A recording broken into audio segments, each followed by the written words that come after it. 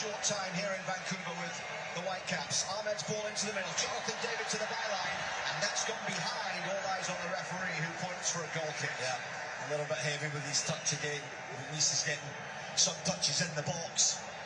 It's a key for David to play high today, not to go searching for the ball in the midfield position. Be a striker, be a partner for Kyle Larin, and wait for his opportunity. And I'm confident that when it comes, he'll find the cool finish that he so often has. Feels a little calming for us to be in familiar surroundings, calling the game. I've already mentioned 4 or 5 former Vancouver Whitecaps players who are out there today who know every inch of this stadium. But could that also provide some pressure? I mean, you stepped out on the pitch for the pre-game here. Yeah, said that you were feeling it there. Pressure. I know it was the first time I'd felt the pressure, but I mean, it's amazing being down there because it is totally different when you're out there in the middle of that field. But it's a good start, this. Away towards the edge of the area, still going through. He makes the penalty. It's waved away quickly by the referee. And now Ali Ahmed's ball to the edge of the box. A fast-paced, frantic start from Canada, who are on top here.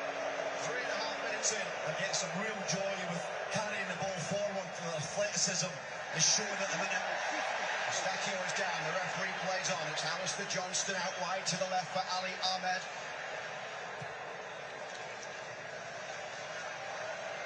Larea overhits that one and it will run behind for a goal kick. I think the Stacchio is just saying it's calmed down a bit. There he is. Choice there, maybe not the best. What a brilliant view that is from the referee's vantage point. You see Alistair Johnston driving across the field here. Full-backs have been very influential at the beginning here. Richard Larea and Alistair Johnston have huge licence to go forward. Not only is it the first time this 11 has started together for Canada, it is the first time they've been on the pitch together at any stage. 5 players start today that were in the 11 against Honduras a year ago yesterday in this stadium. Diffusional, Larea, Buchanan, Ahmed and Jonathan David. Larin putting pressure on there as it's played downfield by Abunada. He's in his first World Cup. Qatar with 6 of this 11 today that were in the 2022 World Cup squad. Unchanged lineup as Afif plays it back here into the middle. The pressure from Jonathan David. This is Kyle Larin. He's got Ali Ahmed to his left. Big challenge coming in there from Madibo. Well done, Cornelius. Cornelius stepping forward. Madibo goes across, but Ali Ahmed just slipping there as it comes back here. Stefano Stacchio turning. This is Alistair Johnston.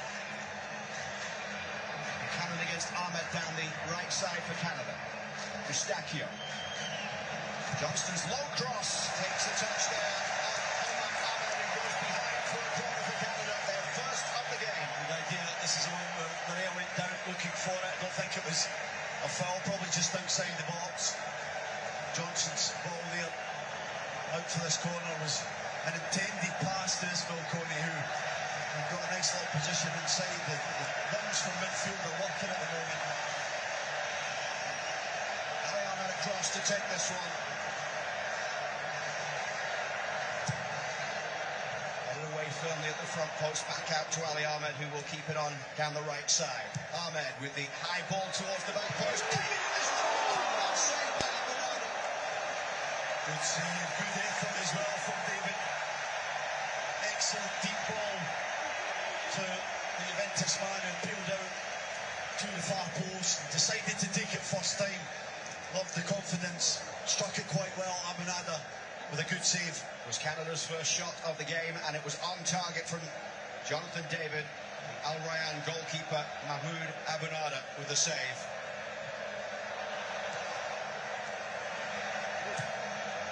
The high ball up to halfway, where it's brought down by Derek Cornelius, who starts alongside Luc Diffusional at the back for the 9th time for Canada.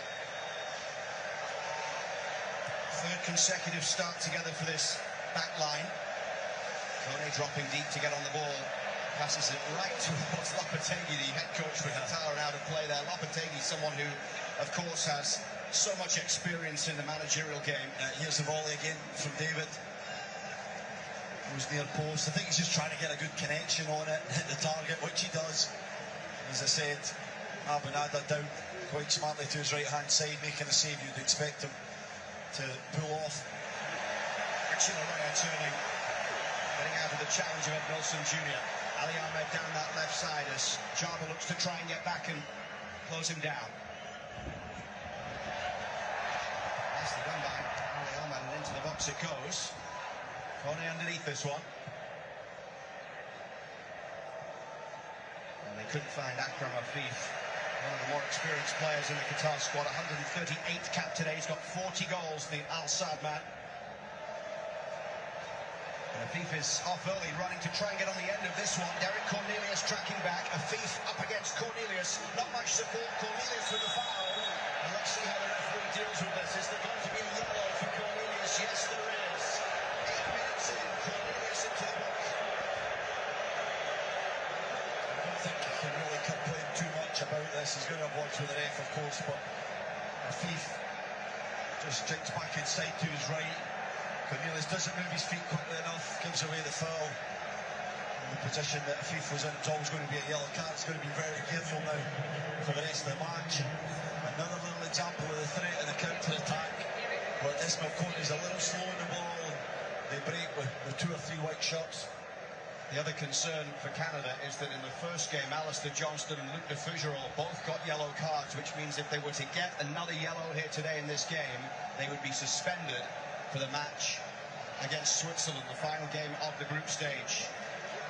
Looks like setting this one Cookie's no thought to put it in the middle. They do have numbers up, but I think he's going to have a direct shot at home here.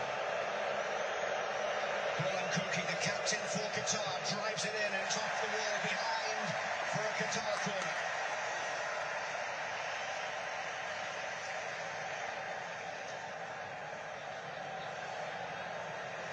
Qatar with their first corner of the game, that 94th minute own goal at the end of the first match in Switzerland was just their second World Cup goal of all time. They trailed to an Embolo penalty from the 17th minute. It was Cookie's header that led to the own goal. This time, Afif's ball into the front post, cleared away there by Stefan Eustáquio. Ali Ahmed putting the pressure on as they go all the way back towards Mahmoud Abunada. It's his first World Cup, the keeper. He's under pressure from David. Not the best clearance. Canada swarming around, and that's gone out. Buchanan asking for the throw. He doesn't get it. Didn't look comfortable there, Abunada. Ball back to his feet. He was nervy on his left-hand side. Really mishit the clearance, but he was a bit fortunate that Afif was onto it before anybody in the black of Canada. He only made his debut last October in a World Cup qualifying draw against Oman. Wide to the right to Ed Milson Jr. up against Richie Larea. The Belgian-born attacker Ed Milson Jr. yet to score for his country in 17 previous appearances. Pedro Miguel across the back. Wide to Homan Ahmed down the left side. Afif back inside for Ahmed. And in the midfield now, Madibo. Sudan-born central midfielder out towards the right side and back for Madibo once again. Alistair Johnston underneath this one, heads it out of play for a throw for Qatar. Qatar conceding in the first half of all 4 World Cup games in their history. They've not had a World Cup clean sheet. In fact, Switzerland's in the group opener, the first time they haven't given up multiple goals in a World Cup game. Made their debut as hosts in 2022. Buchanan is fouled. Not much doubt about that from the arms of Homan Ahmed right around the neck of Tejan Buchanan. Working hard, Buchanan, defensively. Jesse Marsh not happy with someone there. He's right out of his area to try and keep the thing moving quickly. He wants the ball to be in play and for Qatar not to get any respite. He talked about all the options out wide, Jesse Marsh, but did say that Tejan Buchanan really feels much more comfortable on the right side, whereas some of the other wingers don't mind whether they play on the right or the left. He said Buchanan didn't really affect the game as much as he would have.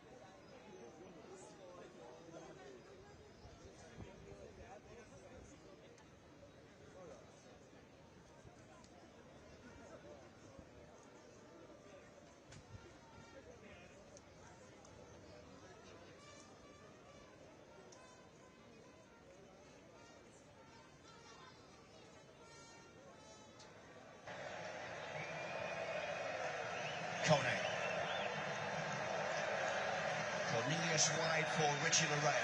Support there from Ali Ahmed on the far side, up against Alawi. Back for Eustachio. Everyone back for Qatar, and Debo got in there, but the Fouche are all able to get there first and play the ball across towards Cornelius. Derek Cornelius getting the first yellow card of the game. And now Kone pushing that ball on towards Alistair Johnston, looking wide to the right for Tajon Buchanan.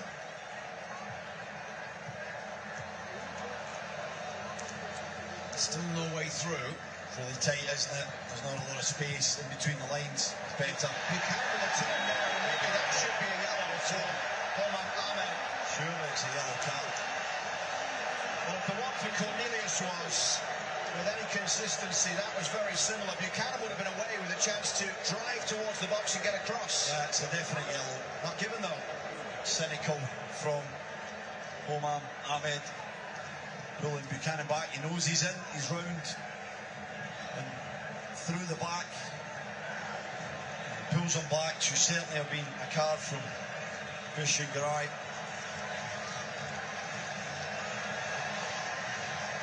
So Ali Ahmed places the ball down. Kone walks away.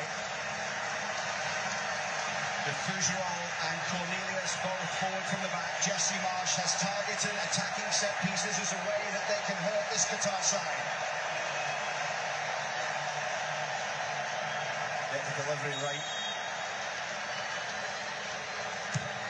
Ahmed's ball swung in. The Fougerol couldn't get there. Drops to Eustachio and deflects away.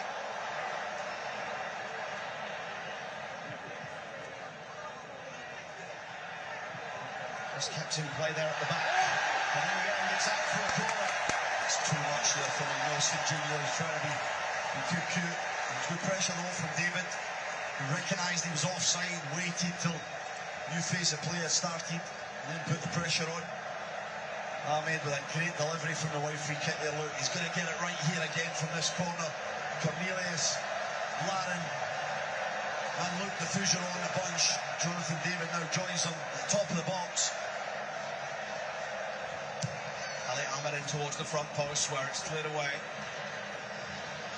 Kone. It was Canada's second corner of the opening 16 minutes. Ahmed and Johnston. Alistair Johnston towards the byline. He's done well here. Johnston's ball back to the edge of the box.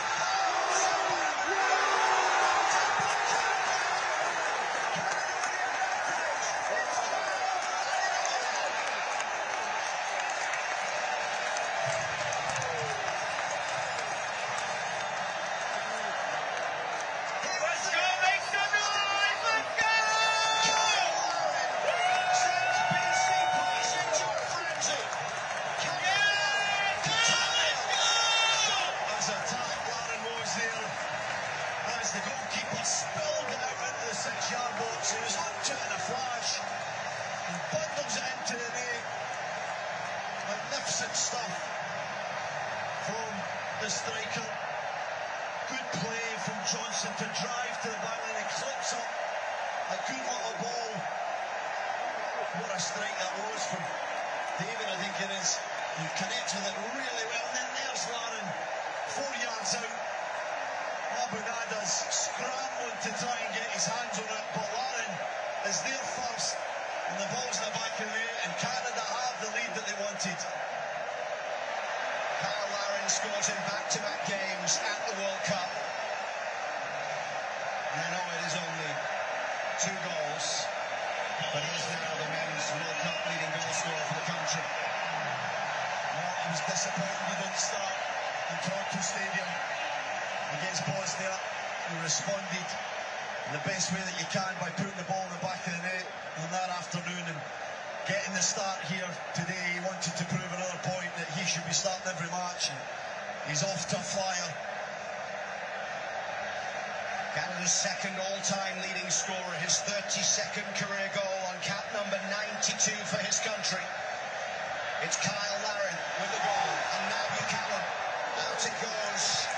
Off Laie for a corner here on the right. Buchanan and Ahmed, particularly Buchanan on this near side, he's absolutely roasting Omar Ahmed. Every time he's got a chance to go on, he's got the beating of him, and Johnson needs to just keep feeding him the ball and staying away, trying to isolate him 1v1. Yet another corner for Canada. Eustachio's on this one. This is corner number 3. Eustachio goes short to Tejon Buchanan. Qatar have not been able to live with Canada so far. What a start. It was the Jonathan David strike. Abu Nada couldn't hold it. And then Kyle Larin there for the rebound. It was another good strike from David. He had that volley 5 or so minutes before, maybe 10 minutes.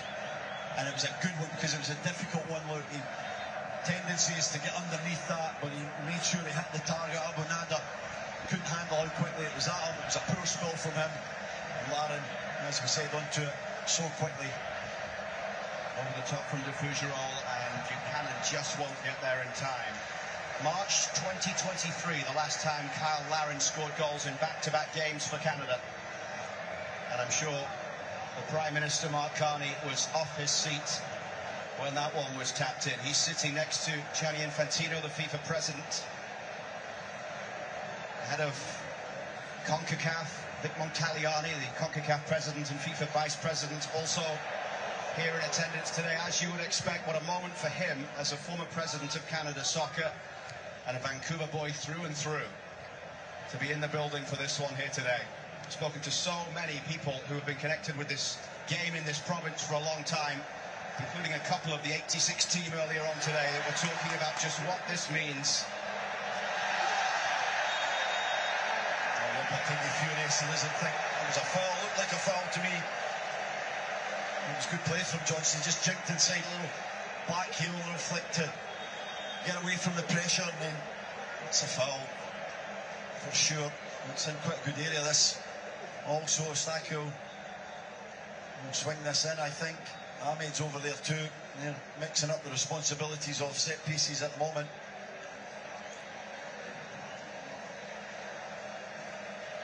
"20 minutes in, it's 1-0. If Canada win by 4 goals today, they would go top of the group and therefore only need a draw on the final day against Switzerland to win the group. That would mean they stay here in Vancouver for the round of 32. We're a long, long way from that, but certainly a good start. I was just going to say that, just win the game, get this second goal. I think that'll be vitally important to give yourself that cushion. And it comes from Ali Ahmed. Cornelius and Defougerol are both climbing, but that one's gone behind. Great ball again. That's the delivery, nice and flat, arcing round. Canadian player getting his head on it, which is good. Signs of the joy they're getting from set plays. It's Cookie that's down, the captain, holding on to his face. Didn't see anything dangerous in there. The players come over for a little bit of water and some instructions from the coaching staff. Here it is. Is it Cornelius that maybe just catches him in the head? Head-to-head contact there between the two centre-backs.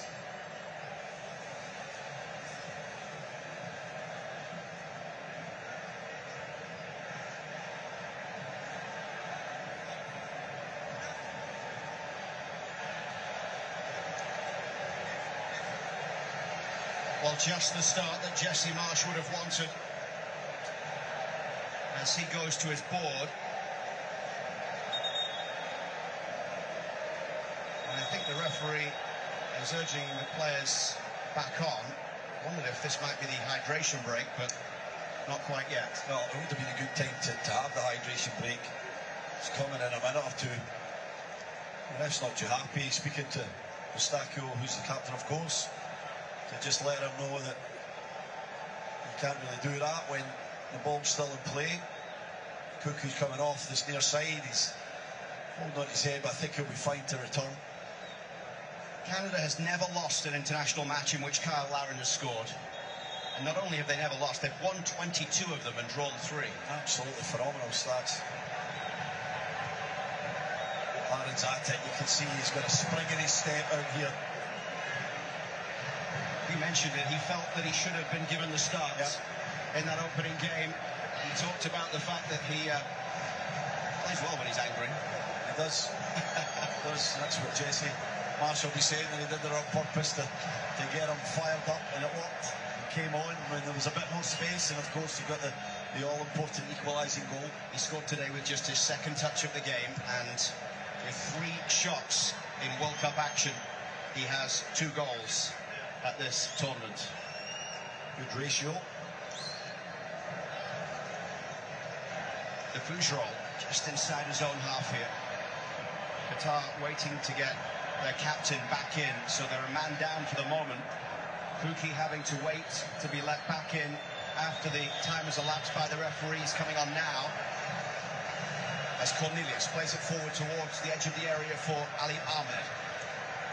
Ahmed up against Jabba there, but Qatar able to get it away. Eustachio steps in, keeps that ball in play. Lovely turn from Richie Larea. Down the line it goes, but Ali Ahmed just can't quite get there.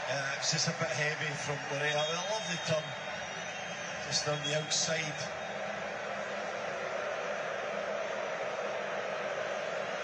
And now here comes the hydration break with Canada leading by 1-0.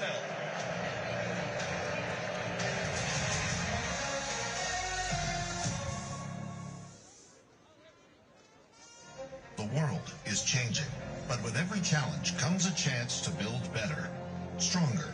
We're investing in ourselves, buying Canadian, prospering from our resources and critical minerals. Our plan is to create jobs, build affordable homes twice as fast, break down barriers between provinces, and expand global trade. This is our moment to build a strong economy by Canadians, for Canadians. A message from the Government of Canada. Lovely skill to get out of a tight situation, and now a powerful run forward. Just look at the way he turns the defender and gets away. He just couldn't quite get hold of that one. What an occasion. What drama here for these fans to witness.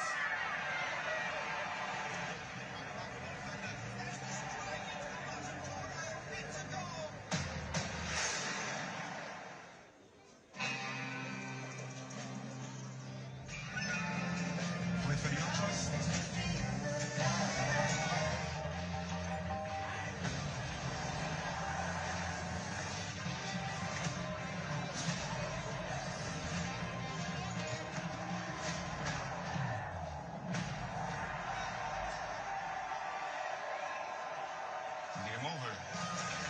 Superior is worth playing for. Michelob Ultra Zero. Take the pitch with FanDuel's new footy features. Bet all 120 minutes and get early payouts when your team goes up too. Live betting lets you celebrate every strike. And with FanDuel's new Super Sub, if your player is subbed out, your bet stays in. At FanDuel, every score means more. North America.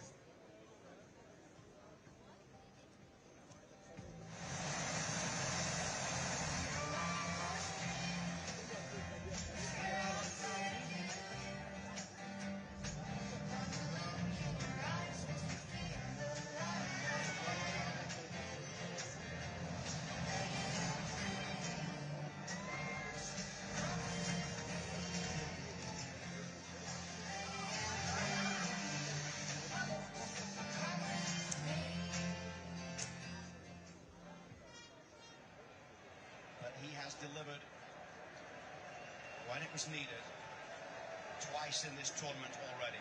Jesse Marsh was actually in the stadium in Santa Clara to go and watch Qatar take on Switzerland at the weekend. He flew straight after the game for Canada on Friday, so he could be there in Santa Clara for that match. He said it gives him not only a feel of the emotion of the game, but also he gets the chance to look at how players react in certain situations, maybe able to target certain players for certain things that you just can't see when you're watching it on a TV screen. You can't see it. Even if you've got a tactical cam, you can see all the pitch. It's not the same thing as being there and feeling it and seeing the emotions, how players react to certain situations. He's ball across the edge of the box, couldn't find Larin. Afif gets back for Qatar as Johnston is all over him, and Alistair Johnston holding off Afif. Inside it goes for Kone, the former Montreal man, in towards Larea, who was fouled. He was caught late there, and the referee saw that challenge and gives the free kick here. Jassim Jabba, the Al Rayyan man in his second World Cup, gives away the foul. Yeah, the fullbacks are key components in this game for Canada. They're doing really well. having great matches, Johnson and Larea. They're really stepping forward and providing overloads in midfield or in wider areas, depending on when they're inverting or when they're going on the overlap. Here's roll forward for Buchanan. Lovely turn from Buchanan, and that takes a deflection. It's Jonathan David!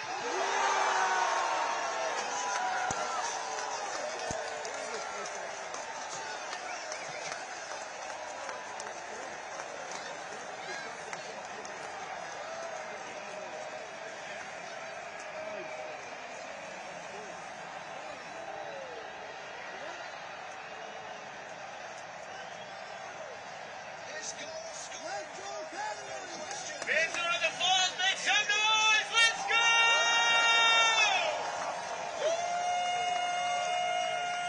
Question marks against his ability to get goals, but his quality is undoubted, and he proves it yet again. What a deflection from the Buchanan shot that looks over his shoulder. Look at the concentration. He's already had two excellent strikes on target in this game, but this is even better. On the full volley, flashes it past Abunada on his near side. Lopetegui puts his arms out in frustration. Max Capello puts his up, and Canada have the 2-0 lead that they so wanted early in this game, and a platform to go on and score more goals. What a performance through half an hour. The other thing that we've talked about is the hydration break sometimes changing the momentum in games, but Canada came right back out flying. They did, and it was the full-backs, and Johnson being so aggressive. He understands that Afif is the main player for Qatar. Right on him, won the ball back, battle of strength. And just like the tone that's been set by Johnson and Larea particularly, and David just full of concentration. He knew if he hit the target, he had a great chance of scoring, and it proved to be the case. 2 goals for the two strikers today. Lauren and David love playing with each other, and they've proved it yet again here this afternoon at BC Place. Cookie's ball forward towards halfway, picked up by Afif. Eustachio.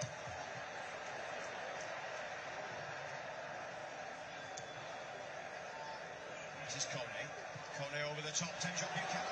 Here's Tejon Buchanan.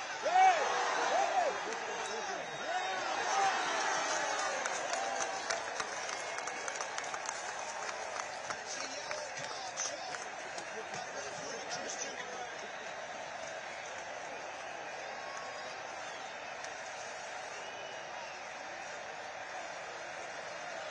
Lovely run from Buchanan from the wider area through the middle. He saw the space, he burst into it. He knows if he gets there first, Ahmed, who struggled to cope with the all game, is going to initiate contact. There is some contact there on Buchanan. He goes over as soon as he feels it. As the ball comes off his chest, no doubt in my mind it is a penalty kick. The defender can't afford to touch Buchanan when he does. And this is a huge chance for Canada to pretty much seal the 3 points before the half. Here it is. Bit of a contact there from Ahmed. Jesse Mars can't hide his excitement. Of course, Alphonso Davies missed Canada's penalty in the opening game of the 2022 World Cup. Jonathan David placing the ball on the spot. He's just being held for a moment. And checking it. Checking if the foul is inside or outside the box. Number 14, commit the opportunity goal. From that decision is red card, then review. It's the red card, yep. Penalty, but Ahmed is sent off. If it's in the box, it's a penalty in the yellow, but it's outside according to VAR. So that means that Ahmed is off, and it is 10 men now for Qatar the rest of the way. He just asks us, what would you rather? You know, would you a chance to score a free shot from 12 yards, go 3-0 up, game's done? Or now you're playing against 10 men for almost an hour. Probably the time added on about an hour or so. I had a look at Stefan Estacio, and he was cheering. He was rather this decision. Well, I think he was just so happy that the red card came. It means that Qatar are really up against it now. There we see it just outside, wasn't it? Very close. It's close. It's such a hard one because where is the contact? Is it his momentum? I think he just got caught maybe about 8 inches there, inches outside the line. It's a free kick that's in a great spot. I don't know if Cornelius can get it up or down. I think someone will need to go for power. Cornelius will fancy it. He loves his free kicks. We saw him score a beautiful one, of course, not too long ago in a friendly against Wales. Thunderous strike that night from Derek Cornelius in Swansea. Jonathan David had that ball on the spot and had scored twice for Canada from the penalty spot. His last goals, in fact, for Canada back in March in Toronto. In a draw with Iceland. Yeah, this is about hitting the target, testing the goalkeeper. I would go for power here. You can see Kyle Larin and Ismail Korea are standing where they're entitled to in front. Probably split in the last minute. Ahmed will blast it that direction. Cornelius fancies it. I think it suits the right footer more. Let's see. It's Ahmed or Cornelius. It's Ahmed over the bar. Gotta go low and hard with power. Poor selection from Ali Ahmed. You can never get up and down from there. It's too difficult. You've got to go low and hard. We really thought that he was going to blast it at that space where Larin and Korea were going to vacate. Things unravelling for Qatar here, 35 minutes in.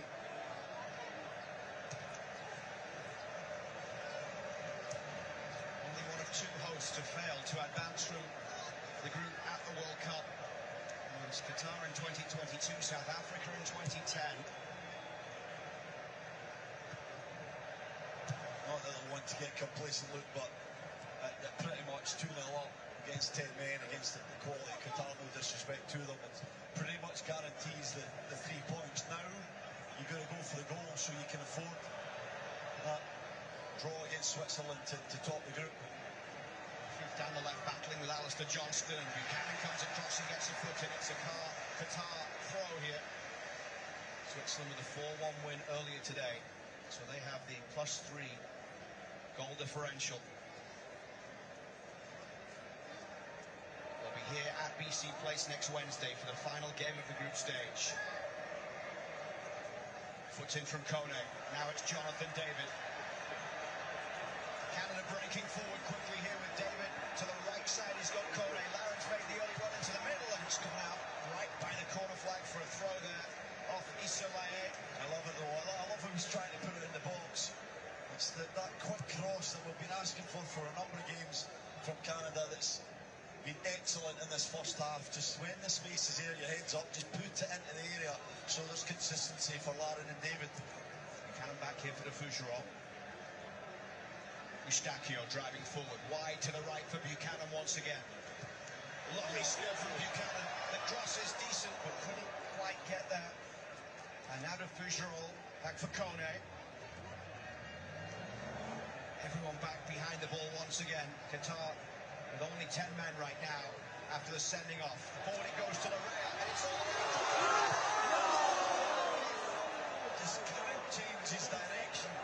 His body's moving to the left, and he's going to try and get back to the right. He gets his foot on it, but can't get any power. Buchanan with the flick, and into the arms of Abu Nada, the keeper. What a run from Linnea, though, to get him behind, get to the goal line, cut it across. David can't connect. Buchanan does, but he's moving in a different direction. Good stuff, yet again, from the Canadians. 5 red cards now at this World Cup. There were only 4 in 2022. Of course, we had 3 in the opening game. It goes back to Abinada. Larin putting the pressure on us. Abinada drives it downfield, and Cornelius gives away the free kick there. Wilson Jr. looking to take it quickly.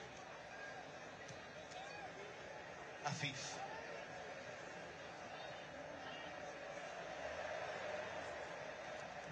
for the captain, Kuka.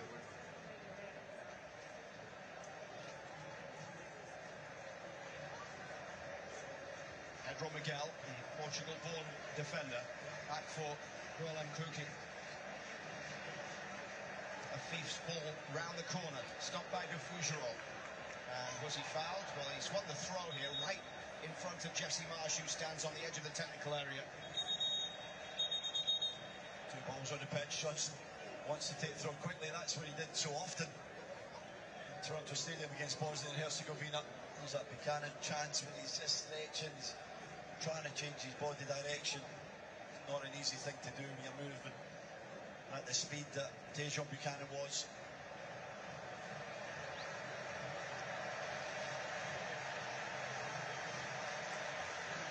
Ali Ahmed down the left side, back here for Stefan Eustachio. With Defougerol. Now it's Johnston.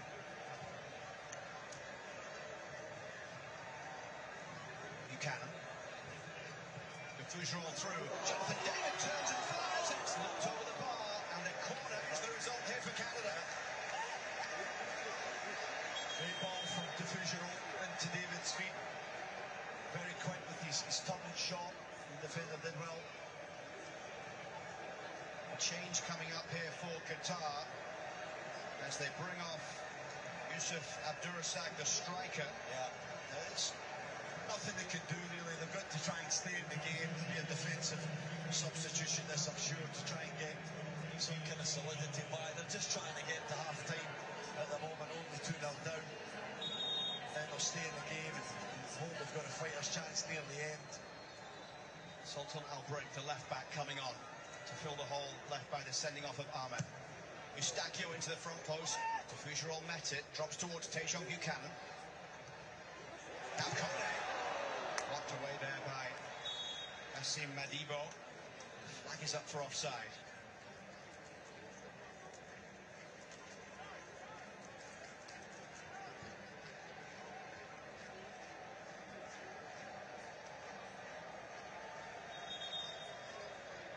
Inside the final minutes of the first half.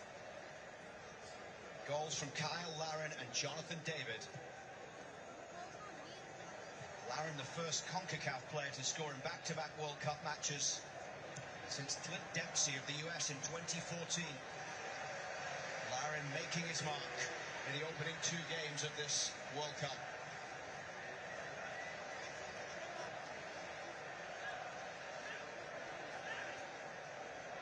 Alawi across to take the throw on the far side.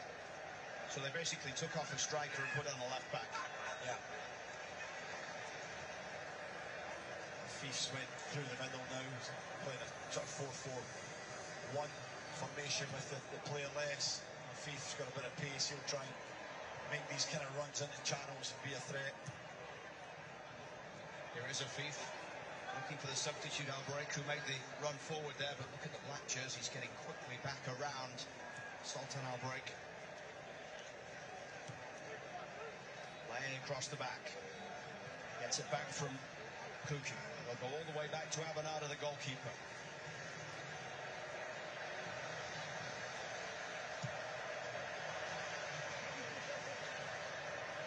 Richie Larea just watching that one out of play. Kyle Larin reinstated into the starting lineup today after coming on and making his mark off the bench in the opener.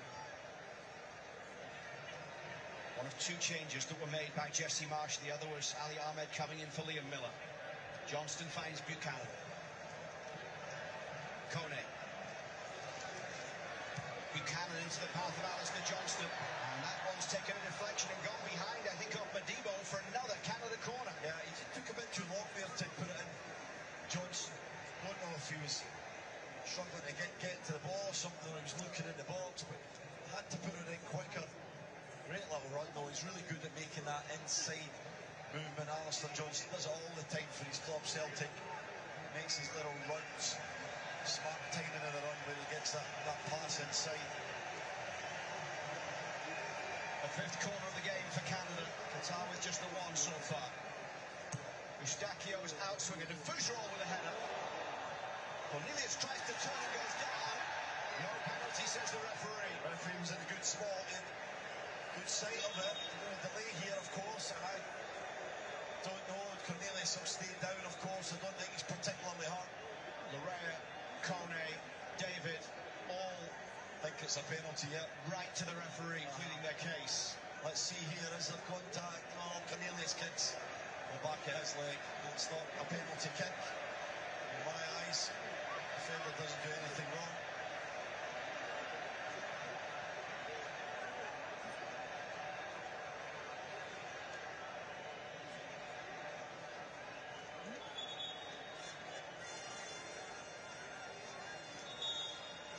Play on, says the referee. The throw taken by Johnston and Cornelius back on his feet without the need for treatment.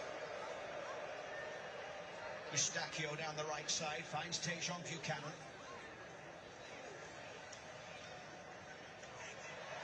Buchanan through from Larin. Hooked away only as far as Ali Ahmed, back into the 6-yard box, but headed away by Albrecht. Kone underneath it. Now Cornelius out to the far side. Brought down by Ali Ahmed. He's up against Alawi.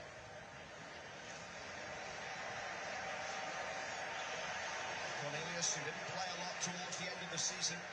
This is loan spell to Rangers in Scotland, didn't go to plan. Kone back inside for Eustachio, who's leaving LAFC and going back to his parent club Porto after the World Cup. Jonathan David, Ali Ahmed. First to react there was Madibo. Wilson Jr. under pressure on the far side. It's gone out. Campbell at the corner, but it's not given. Got that corner, didn't it? Wilson Jr. trying to let it run out, but it came off his toe there. 6 minutes of time added on because, of course, the hydration break, but then the injury to Kukai before it as well. Took 2 or 3 minutes. And we're being greedy to ask for another Canada goal before half-time. Well, when I mentioned that 4 goals, a win by 4 goals today would finish top of the, or give Canada the chance to draw against Switzerland and finish top of the group in the final round of matches, you sort of laughed at me. More realistic now, isn't it? Yeah, it really is. Can't afford to let the pace of the game go. We've got to keep it really high, keep testing Qatar. They've done that so well in the first half, but keep going for the 6 minutes to go here, and then beyond and into the second push for 4 or 5 goals. It'd be a delight, wouldn't it? A minute of the 6 have been played. Larea carries it forward. Ali Ahmed on the far side, up against Alawi. Back towards Stefan Eustachio. Eustachio floats it high, back post. Tajon Buchanan. Goal line. Outstanding header from Kukai, the captain. Great ball, deep ball by Eustachio to back post. Buchanan shouts, he knows he's there. I believe it was David that was coming in with the big centre back. He did so well.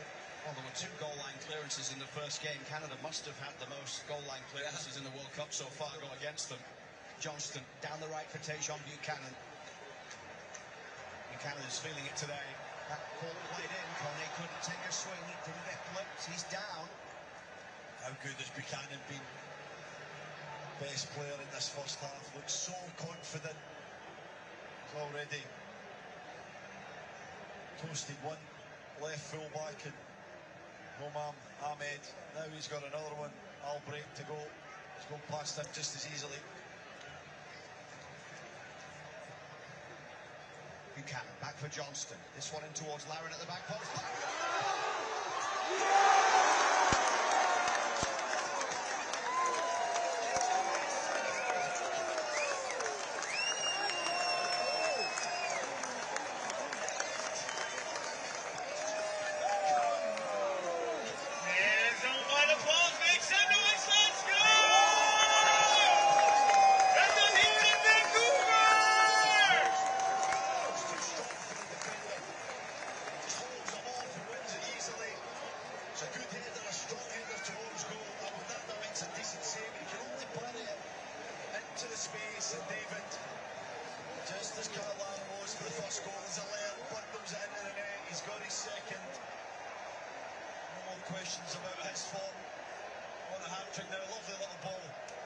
Saying that's a foul, I don't think so. Not a clear and obvious error. Larry's just too strong for the defender. He has to do better. What a save. It's a better save than I thought, but David's here just to stud it into the net. Maybe some question marks. Is it a foul by David as well? I don't think so. This goal is going to stand in my mind. Qatar get things back underway. It is 3-0. The goal does stand. It was a great move from Abu Dhabi to keep that one out in the first place from Lauren, who almost got his second of the day. Yeah. But Johnny on the spot. Does it again, doesn't he? Lauren and David, more goals here today. Just too much for this defence. Too strong, too powerful, too quick. And Canada halfway towards a first ever World Cup win. Jonathan David towards Ahmed on the far side. Back for Jonathan David. Larea. Eustachio wide for Tejon Buchanan. Buchanan for Johnston. Eustachio. Buchanan finds Alistair Johnston. Oh, saved by Abenada. Yeah, he had to get it across the 6-yard box. He sort of shoots the goal. I don't know if it's a shot or a cross, but he just had to wrap his foot around it a bit more. There's a couple of players in the back for tap-ins.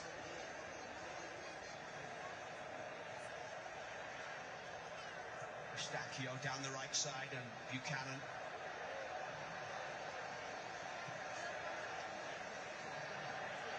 Space for Johnston. He's playing in a very advanced position now that Qatar are down to 10 men, Alistair Johnston. It's so good. The first half, I think that partnership of Johnson, Buchanan has been excellent. Here come Canada once again. Ali Ahmed on the far side. Larea.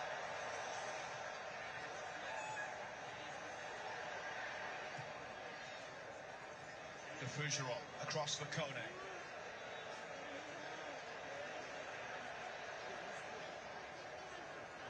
The final seconds of the first half here in Vancouver. This is a thief out wide to that right side.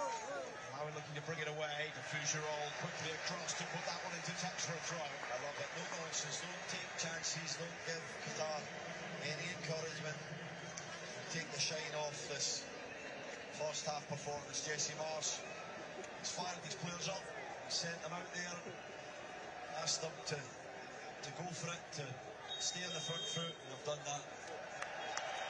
Well, half-time whistle goes, and Canada hold a 3-0 advantage against Qatar. Kyle Lauren got the scoring going in this one, 16 minutes in, and then Jonathan David with a brace, one in the 29th and one in first half stoppage time. Qatar with Ahmed sent off early in the game, and Canada with complete domination in the first half.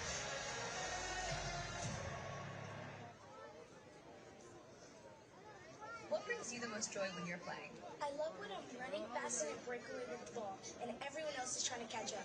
I feel so free. Yes, that's how it should be. Done. The game is ours.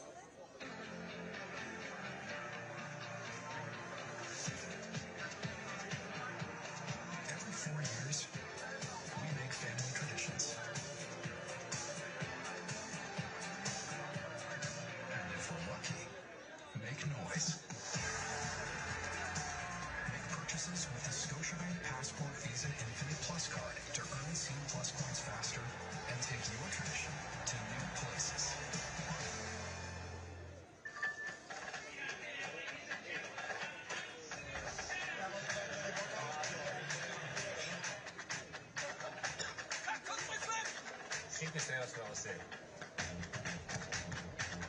Not bad.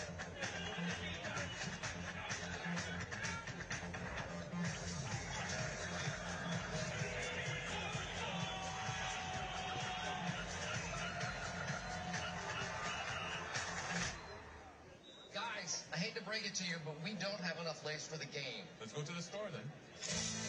We cannot go in there. It's too packed. Hi, how you doing? We're having an awesome viewing party, and if you have lace, you can come with us. No lace, no game. Yeah, no! Trying to get the whole party.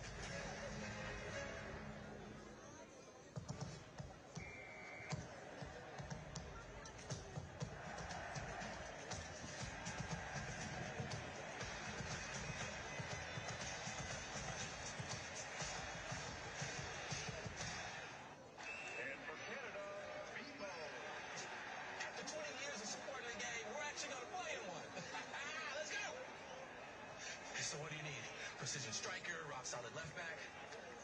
We need a coin. For a coin toss?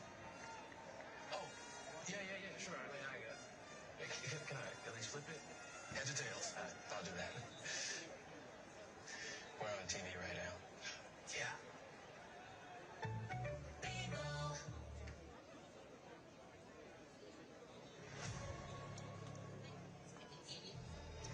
Welcome to the happiest Coca-Cola halftime show ever. Just a fever dream start for Canada in the biggest game in their history. Kyle Lair and the late hero in Toronto, the opening act in Vancouver. And a small earthquake across the nation as Canada celebrates Jesse Marsh, the Prime Minister, our greatest player ever, Christine Sinclair. And across the country, in Toronto, the reaction to Canada's first. Montreal, a light. And here in Vancouver, Jack Pool Plaza. And the official fan festival reacting to Canada's opening goal. There were two more that would come after, and a remarkable half by the Canadians. Look at the numbers, 15 shots to 2, 8 on target to none for Qatar. Absolute domination for Canada. The Coca-Cola halftime stats all in their favor. James Duffy back alongside the two captains, Tiva Hutchinson, Julian de Guzman, and Kevin Kilbane. We said multiple times before this game, there will never be a better opportunity for the Canadian men's national team. How about capitalizing? Could you ever have imagined a start like that? Never. I mean, it's been amazing. These guys, they showed up today. You know, the fans have showed up here in the stadium. The country, they've showed up. And the players, 100% have showed up. This is great from Ali. Great ball. And Jonathan does so well to keep it down. And Kyle, obviously, in the right place, right time, as always, showing that he can put the ball in the net. You know, he's been waiting for this, and now that's two in a row, man. Unbelievable. And this was a way to capitalize on this opportunity, James. What a start that he had with and without the ball. High press football, passing forward. Luke DeFusional, young Luke DeFusional, 20 years of age, simply outstanding. Stefan Estacchio, Ismail Cormier, and Dejan Buchanan. Incredible performance in that first 45 minutes, and that's what's teed up these goals, James. But there was no more pressure on anyone than Jonathan David coming in. All the talk all week long of how badly he struggled, and for him to have a performance like this. It's huge for him to step up and, you know, get the chances. We knew that Canada was going to be direct. We knew that they were going to hit the crosses in. He's been able to complete 20 crosses today in the first half compared to the 24 crosses versus Bosnia in a whole match. That's the one. And that's what they needed. And Jonathan David finds himself in the right place at the right time as well. And he's able to finish the chances. Kyle Lair here does a great job getting the header. But again, Jonathan David attacking the box, and that was the narrative for this game. You put your two number 9s in there. They should act like 9s, attack the box, take the opportunities, and that's why they're up by 3 goals. We spoke about the service that these guys have been lacking in so many games. Today, they showed why they're top-class players. They produced in the big moments because the service was perfect. So now we're in a situation, Switzerland wins 4-1. Canada is up 3-0 here. Obviously, you want the 3 points, but with Qatar down to 10 men, that feels like a lock.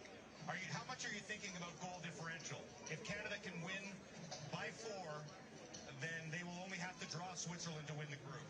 I think they're thinking about it a lot. You know, they're obviously very happy with the performance so far. Game is not done, but they'll be going into the locker room right now feeling good and thinking, we need more. We have them right where we want them. They're man down. Keep putting the pressure on them. Let's get another and get another. And a play like this right there, I mean, I was hoping for a penalty, to be honest. You know, you want the goals. I wanted the red card. I wanted the red. I will have the penalty and get Jonathan David on the ball, continue to build his confidence, but nevertheless, he's still able to get a brace. But Canada cannot take their foot off the gas. They have to continue to suffocate Qatar. They're a man down. The job is not done. But how do you balance that if you have Luke DeFusional, Alistair Johnston, and now Darren Cornelius on yellows? At what point do you take them out just to make sure they're safe? Because obviously the yellows reset after group. Yeah, it's a great point, James. I think that will be in Jesse Marsh's mind. We may see a half-time changes. I think we'll see players that might not necessarily get a lot of good game time throughout this World Cup playing this one particular. The problem there is they're all fullbacks, and we don't know about Bonvito. Alfie Jones is out for this one, so limited options back there. But just an absolute dream half for the Canadian side, and for Canadians from coast to coast, celebrating a 3-0 Canada lead as they chase their first ever World Cup win.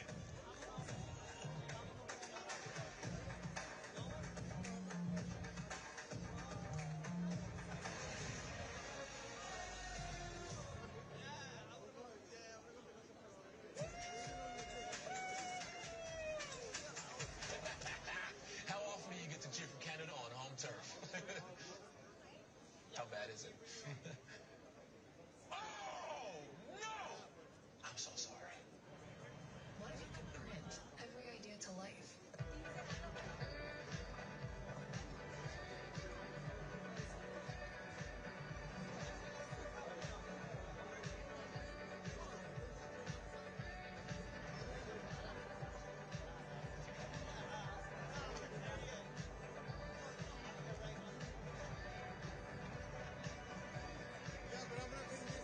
Print your console at vistaprint.ca. Is that trench coat from Winners? I love that. Is this Winners? That Winners? I love that. Should I say that? Winners? Is anyone paying full price for anything? I'm gonna bring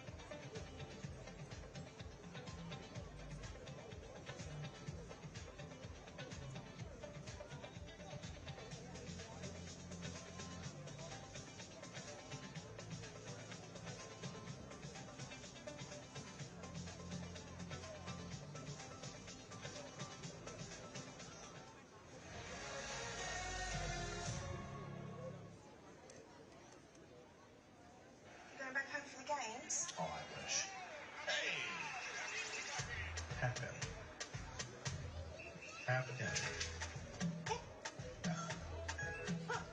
Across the pond, please. Sorry, mate. Don't go south of the river. Easy. Let's go. Hey, it's like Rocky here. Not anymore, kiddo. This way to the stadium? Everything's intact with Visa. This summer, everyone will be watching the world's biggest playoff. Let's play. But toys are for real play. Bonnie needs someone from the same century. Come on, toy. It's toys Come on, Bonnie needs us. Come on. Claire? versus tech. What are you, some sort of old man toy? Shiny. She thinks you're old because you're bald, Woody. Why, you and only one will come out on top. We're gonna need backup. That's not gonna work. Toy Story 5. We are deep into stoppage time. Oh, they must be careful here. But hang on, they are checking it. It's going to be in the hands of the VAR.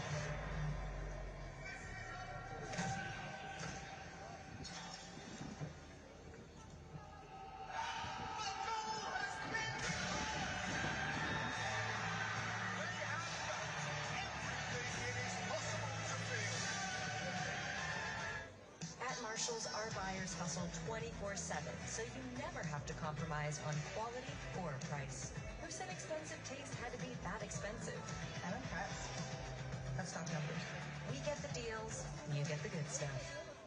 Keep your eye on the ball and your other eye on this burger.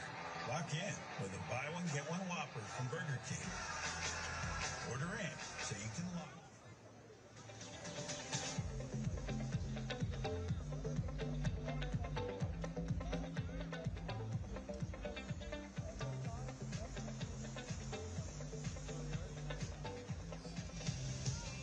What a story for Moise Bombito, who after that friendly in Edmonton, when he went off suffering an injury, wondered if he would be able to make the World Cup squad after all.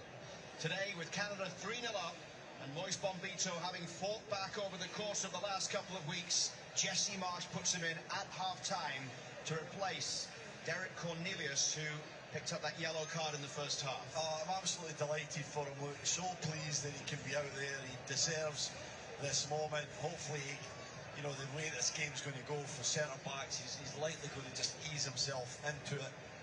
And hopefully he can get some confidence back by being out there, by playing some minutes. Cornelius is the one who leaves because of that yellow, as you said. Maybe he could have took Defujo as well because he's on a yellow from the first game. You don't want to see a suspension, as is Alistair Johnson, but I'm sure they can play with their heads. It's just wonderful to see Moise Bombito.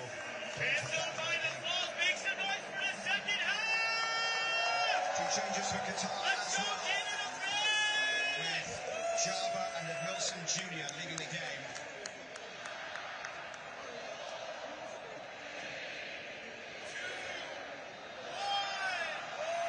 Canada are 45 minutes away from a first World Cup win for the men's national team after a first half that saw Jonathan David score twice, Kyle Larin open the scoring, and Qatar reduced to 10 men with a sending off early of Homam Ahmed.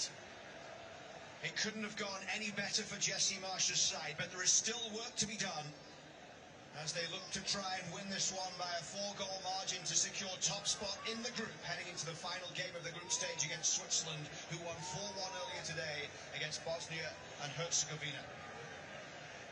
Almanay, one of the players that came in for Qatar to replace Java in the midfield. Here's Larea down the left side and in towards the middle for Stefan Eustachio.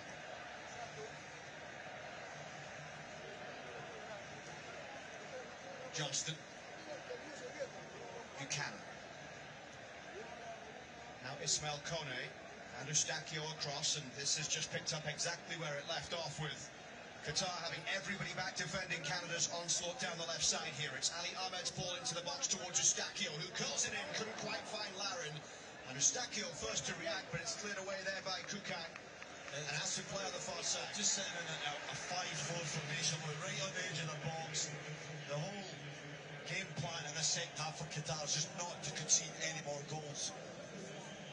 Still got a chance if they don't lose too many. They've got a game to go. They've picked up a point in their first match against Switzerland. Cannon's ball into the middle, comes back towards Richie Larea. Ahmed. Now Larea.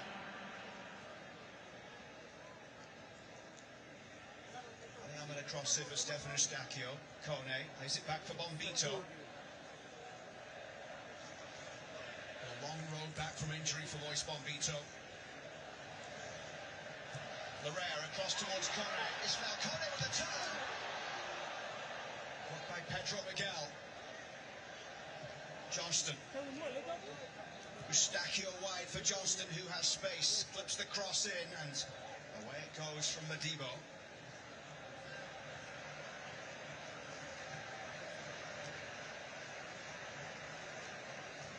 Johnston down that right side finds Buchanan. Up against Albrecht.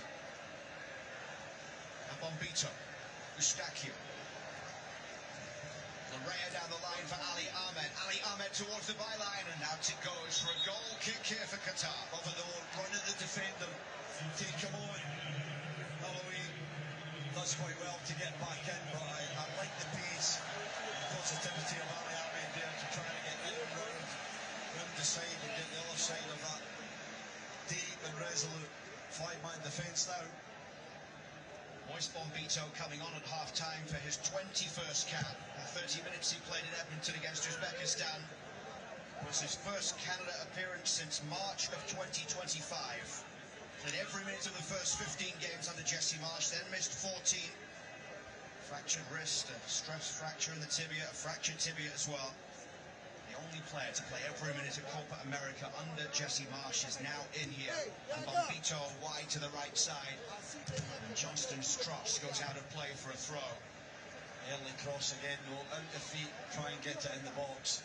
David's making the runs, Laren's coming across, working as a pair. They know the ball's coming in any time. Johnston or Buchanan on the right, for sure, on their stronger foot, are just trying to whip it round the back of the defence. Defusor all wide for Ali Ahmed down the left. He's up against Afif as it comes back to the edge of the box for Bombito. Johnston finds Buchanan. Buchanan's ball in. Laren with a little back flick. Comes towards Kone. Laren's shot blocked.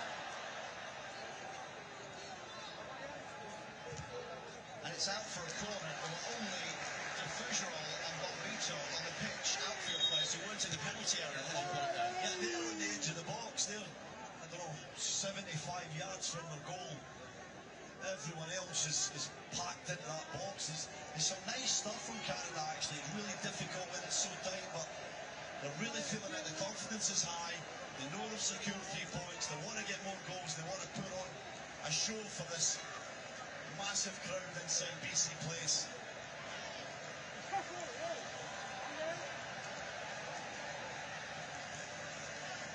Referee Christian Garay of Chile just holding things while they were checking for a potential penalty for a handball.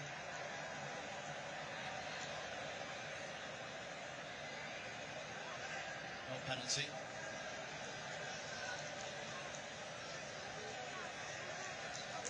The 6th corner of the game. Stefan Eustachio with the outswinger hoisted high. Laren couldn't get there. Brought away by Asim Madibo, but well one back. And Kone all the way back towards Maxime Crépeau, who has had a very quiet day today. The Canada goalkeeper, Maxime Crépeau, his 5th consecutive start. 17th start in 32 games under Jesse Marsh. Kone is fouled. The yellow card is coming here from the referee.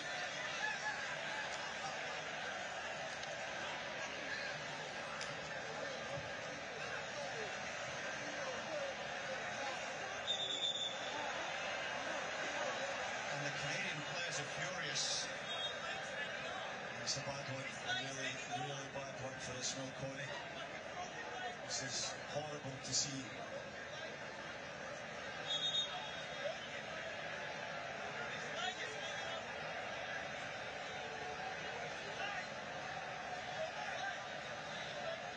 Horrible moments on a day of such joy.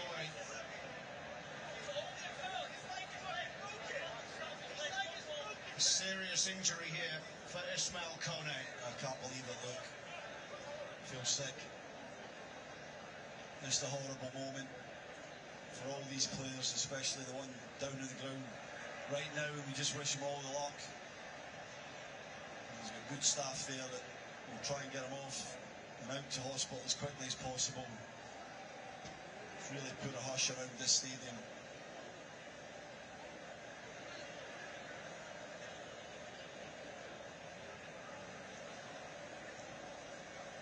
There's the challenge from Asim Madibo, who gets the yellow card. And Canada's players and fans can only watch on and hope that Ismail Kone gets the treatment he needs right now. Madibo's got his head in his hands. He's just as disappointed as anybody else. It didn't look like a particularly bad challenge. He was coming in trying to put pressure on Kone. Kone just tried to tumble the ball and came in.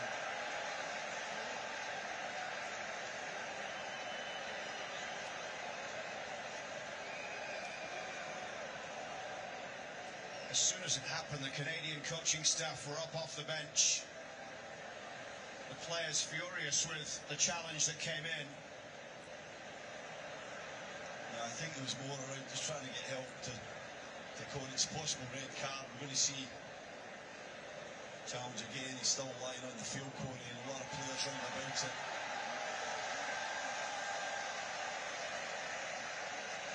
The check is taking place for a red card, but that's insignificant at the cost for Ismail Kone here. Stefan Eustachio is arguing here with Julian Lopetegui, having to be carried away by or taken away by Jesse Marsh. Eustachio, it is a red card for Asim Madibo.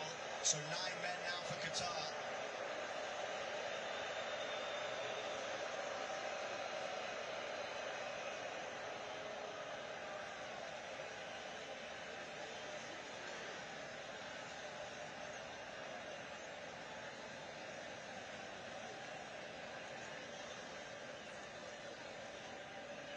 Kone, a player who over the course of the last year has gone from not playing much in the Gold Cup to being such an integral part of Jesse Marsh's squad as he's matured and turned into a superstar.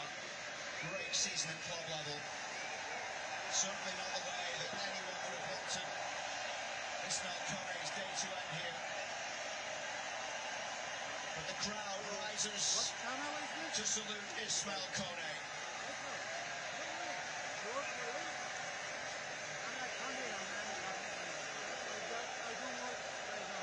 What a shame. We talked about how vital he was going to be for Canada at this World Cup. And someone with so much ability, quality at the middle of the park. He was enjoying himself out there this afternoon. Sadly for him, his World Cup is over. A really difficult thing as a football player, and I've been there, I've been on the pitch when colleagues, friends, teammates are hurting this man, and it's very hard to keep playing. You have a sick feeling in your stomach. Actually, Hilbert's sitting away up here from our vantage point. He's up, he's clapping, crowd. What a moment. We wish him a speedy recovery. An embrace from Jesse Marsh as Ismail Kone is taken away on the stretcher. A wave to the crowd from Kone.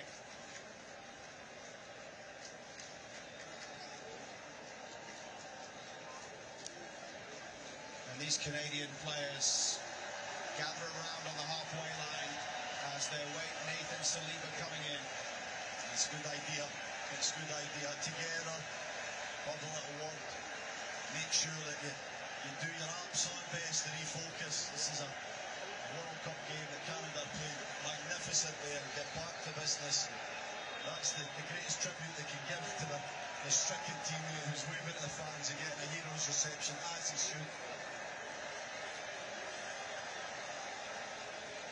An iconic view there in the future as Ismail Kone waves to the fans with all of Canada sending best wishes right now to Kone.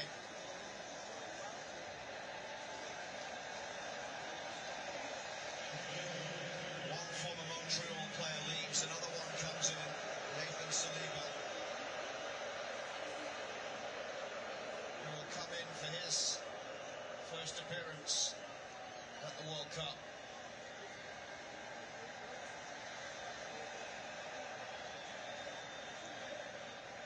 And Qatar down to 9 men.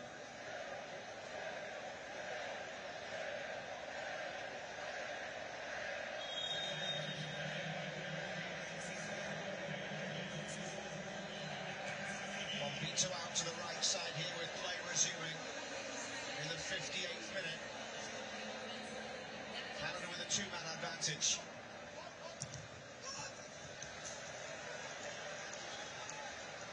It's been more of the same, what we were seeing, where Qatar just camped on the edge of the 18-yard box. Now they've just got the 9 players, as you said, 8 outfield players. It's just going to be a case of moving the ball quickly, trying to tire them out. Chances will come as the half continues to go on. Well, Hashmi Al-Hussein getting set to come in. Another change here for Qatar. And it's going to be Akram Afif leaving the game. So another defensive player coming in. And the man who had gone up top after they took the last striker off following the other sending off is now leaving the game as well. So no real attacking options left on the pitch for Qatar. The stoppage was a little over 6 minutes for the treatment for Ismail Kone.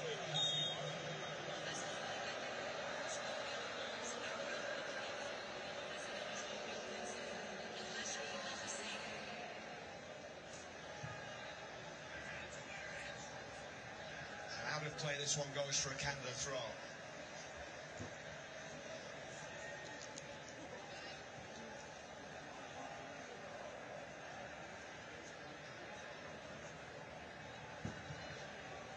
It's Alistair Johnston down the right side. Johnston pushing it forward for Tajon Buchanan to chase. He's up against Albrecht. Buchanan to the byline, and that was straight towards the keeper, Abonada. Past the defender again, no Buchanan on the outside. Excellent. And just took a little clip. The cross coming in easily into the arms of Abonada.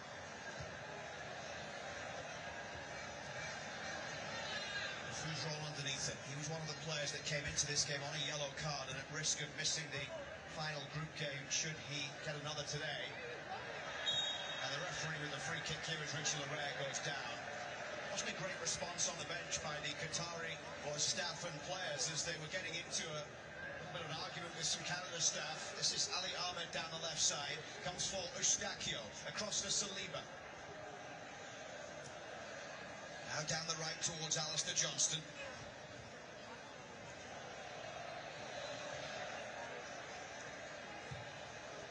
Crossed in towards Ali Ahmed and chased across to the near side by Richie Larea, but out of play it goes here for a throw. It's unlucky. Good ball in from Jonathan David. Ali Ahmed got a little bit ahead of it. Still crossing it in the box. Testing the defence, Canada. Larea to the byline, and that one is out of play. Off Alawi for a corner on the left side here for Canada. 7th corner of the game.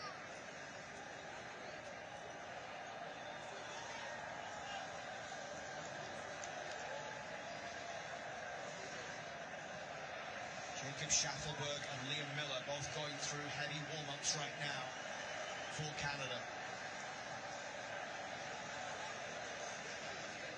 Eustachio swings it into the back post. Laren. Here's Larea. Laren out there on the far side. Inside for Nathan Saliba. Saliba finds Johnston. Looks like Miller will definitely be coming on very soon. Having started the first game and lost his place in the 11 today with Ahmed coming in. It's into the front post. It's another corner on the far side. Cannon again. Just keeping the width. Take this one short. Just keep the tempo of the game really high.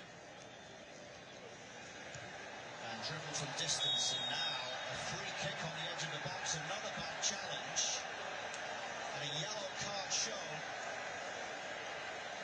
It's the substitute who came in, who gets it. Ahmed Fati, the Egyptian-born midfielder, for the foul on Ali Ahmed. It's a poor challenge on Ali Ahmed. It's another late one from Fati. Ahmed has a strike at goal and Fati comes in way too late.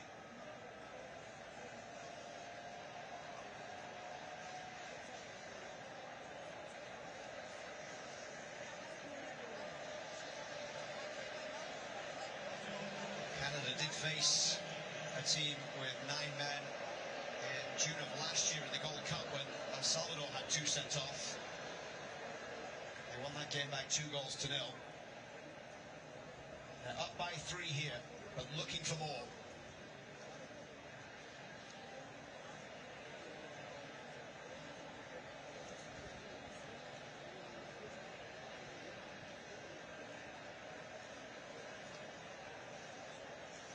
Saliba, Eustachio, David and Ahmed all standing close to the ball. Stefan Eustachio now moves away, leaving Saliba. Says take this one.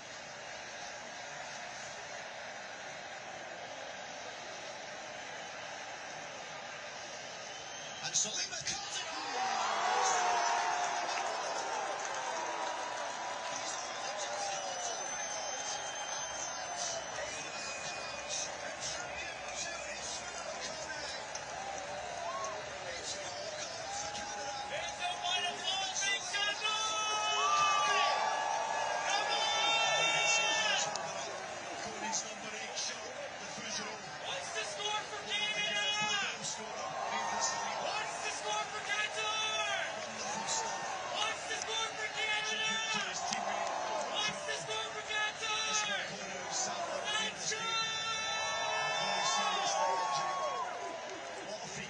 From Saliba round the wall, kissing it off the post into the back of the net. The substitute has had a terrific season in Belgium. Great free kick.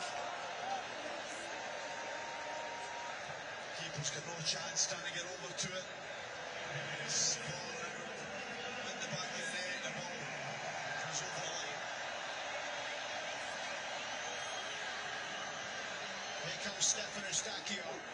Wide to the right it goes.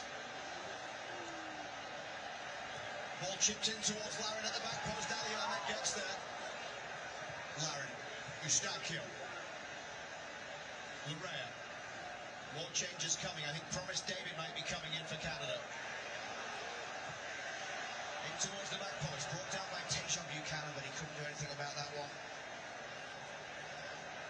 Numbers in the box, so isn't it? It was a deeper cross, but because Canada have got 4 or 5 players in a row, in a lot of ways they can afford to throw rain forward because Qatar had the 2 red cards, but it's still great to see. It's been a theme of this performance, and it's the reason that they've totally dismantled Qatar this afternoon. The first direct free kick goal at this World Cup. Bernardo, the keeper, is now down and will need treatment here for Qatar. And it's a year since Nathan Saliba scored back-to-back goals at the Gold Cup last June. Bernardo's got a problem now, maybe from that free kick goal. He's holding on to his left shoulder. He's trying to get across to that side, ended up maybe colliding with some part of the goal frame. And Saliba, a year on, scores in the same building where he got his first international goal in that 6-0 win against Honduras. This 4-0 scoreline would be enough to take Canada top of the group. Yeah. And then just a point would be needed against Switzerland on the final day. That's such a bonus to have that cushion for the third game. I don't think they're done here at 4. I think Canada will score more goals. As the substitutes come as well, they'll be hungrier and hungrier to get on the score sheet. We're hearing from Canada Soccer that Ismail Kone has been stabilised in terms of his leg. He is on his way to a local hospital. So Kone heading to hospital right now with his leg stabilised. That is the update from Canada Soccer. His good friend, his former teammate in Montreal, replaced him on the pitch, and moments later scored a free kick to make it 4-0. It's absolutely electric in here. Crowd doing the wave, everyone enjoying the party. In towards Ali Ahmed at the back post. I just saw Alphonso Davies walk up towards the edge of the technical area, put his arm on the shoulder of Jesse Marsh and say something. Put me in, boss. He would love this. Oh, yeah. But if he's not fully fit, if he's not fully training, then you've got to be careful. Take the risk. Everybody wants to have a part in this, though. This is as good as it gets for men's soccer in Canada. Ali Ahmed. Buchanan. And the Fougerolles up there.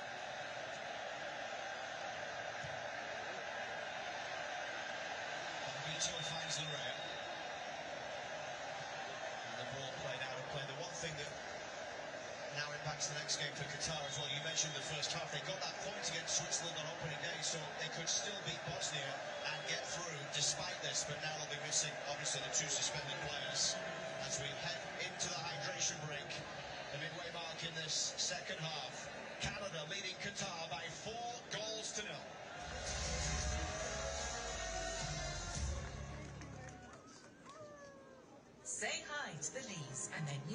family member, the Kia EV5. Gordon has a lot to do and appreciates looking great while doing it. And Sophia is sporty, very sporty. When she's not on the field, she's gaming on it. All five get what they want.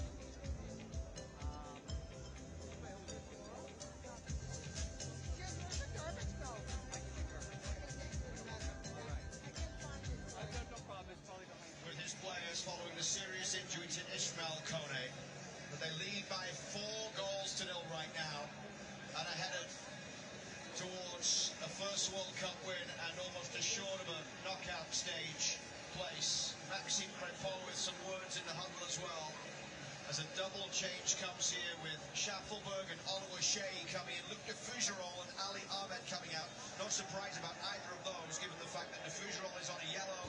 Ali Ahmed has not played a full game yet since his return from injury. Jesse Marsh standing, lifting his arms aloft on the edge of the technical area, trying to get this crowd going right now to lift Canada home.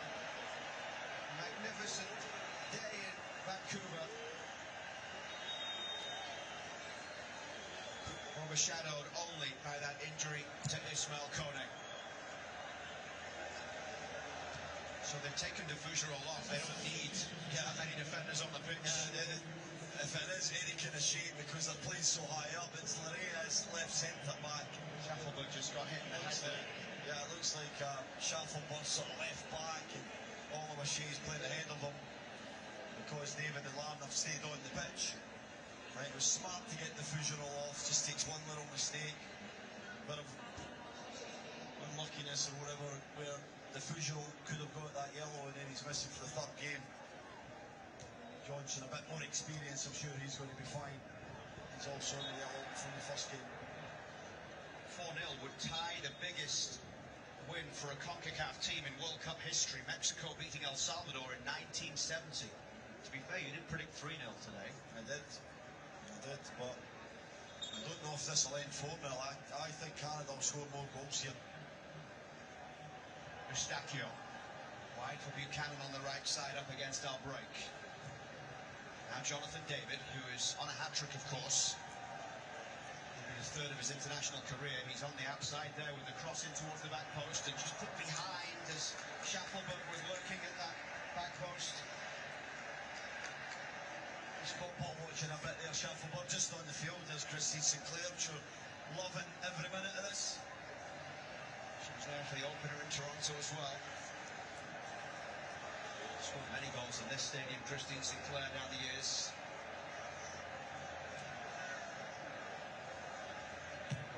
Eustachio's ball into the 6-yard box, punched away as far as Tejon Buchanan.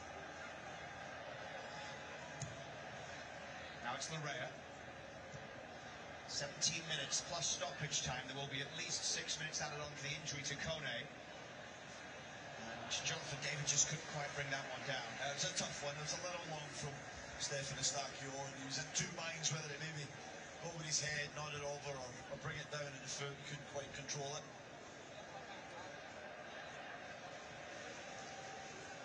So you'll have at least 9 minutes added on, if not more, at the end of this one with the Kone injury and the 3-minute hydration break.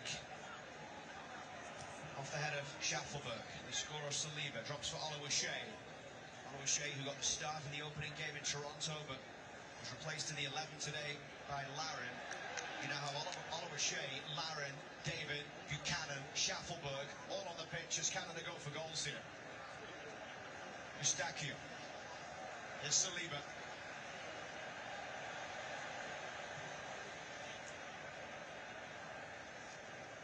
Johnston finds Eustachio. Down the right side it goes towards Tajon Buchanan. Buchanan to Johnston in the byline. Dribble low and then back for Tajon Buchanan here. Buchanan's turning shot comes back for Schaffelberg.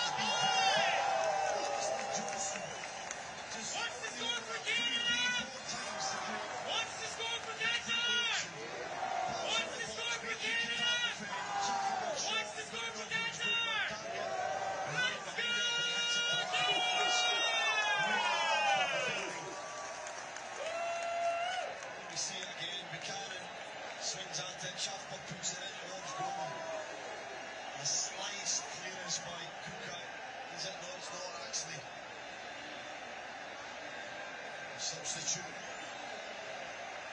Menai just having a swing at it. Oh, it's awful stuff. Probably no goal. Yeah, I would say so. I don't know if it's on target. Schaffelberg though hits it towards goal, which again is the right thing to do, to just keep getting shots on target, shots on goal. There's more to come. Let's try one more. Canada won 1 goal here.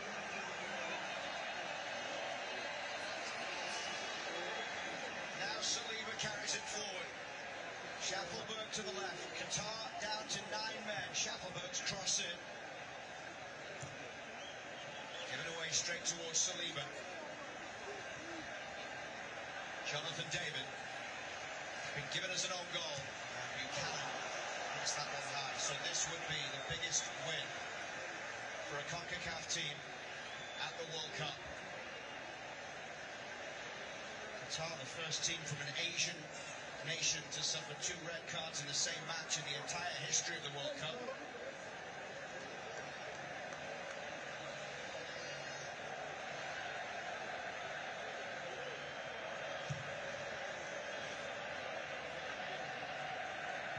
Still to come one more match today at the World Cup with Mexico and South Korea. 52,497 the attendance inside BC Place today. And there could still be more goals here. Well over 20 minutes remaining with the stoppage time to be added. Johnston. And Canada repeat the 6 they had here a year ago in the Gold Cup. Larin. Bombito thought about a shot, but plays it into Schaffelberg instead. Saliba. Now Richie Larea goes for goal. It's taken a deflection. It's behind for another Canada corner. Just take that thumbs up and just have attempts at goal. It's so easy. It's as easy as a World Cup game could ever get. Playing at home, 5-0 up. Playing against 9 men. It's just a case of who's next to get an attempt on target. Corner number 11, Eustachio in towards the front post. Schaffelberg racing across to catch this one at the touchline. Eustachio. Saliba. There's Larea down the line. It's Jacob Schaffelberg, and he's won another corner here.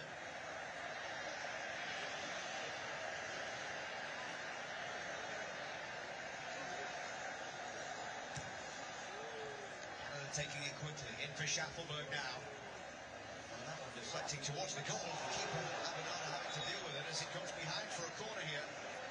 He spins up, and it's just underneath his crossbar. He can't really catch it. It's going to just push it over for another corner.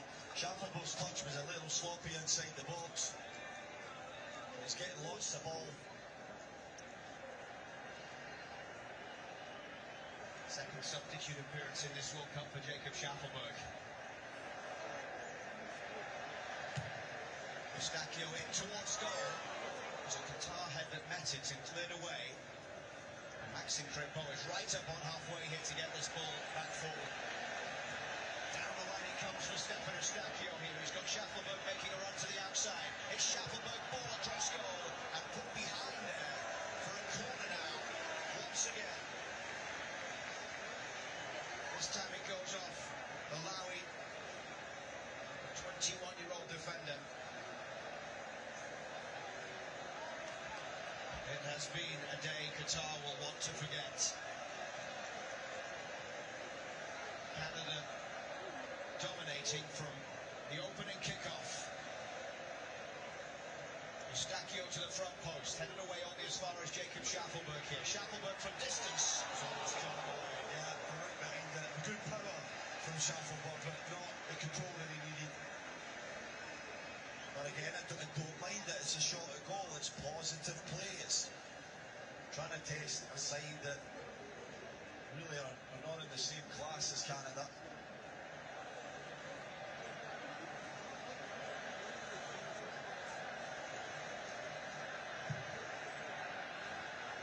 Bernardo downfield.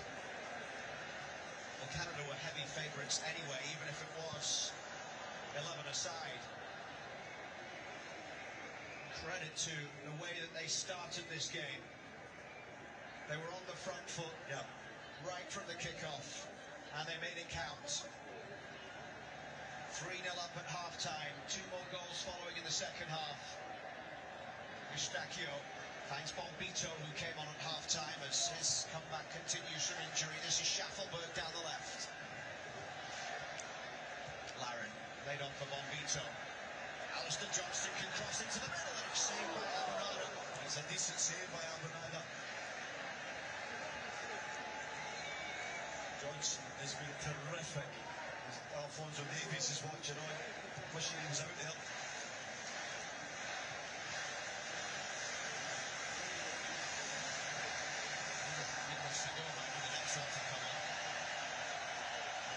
For Schaffelberg on the left. Schaffelberg high to the back post. Buchanan couldn't get that. Abinada punches away.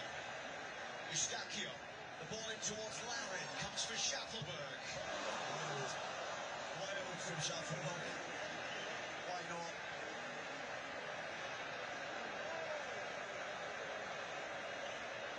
Goalkeeper's down again.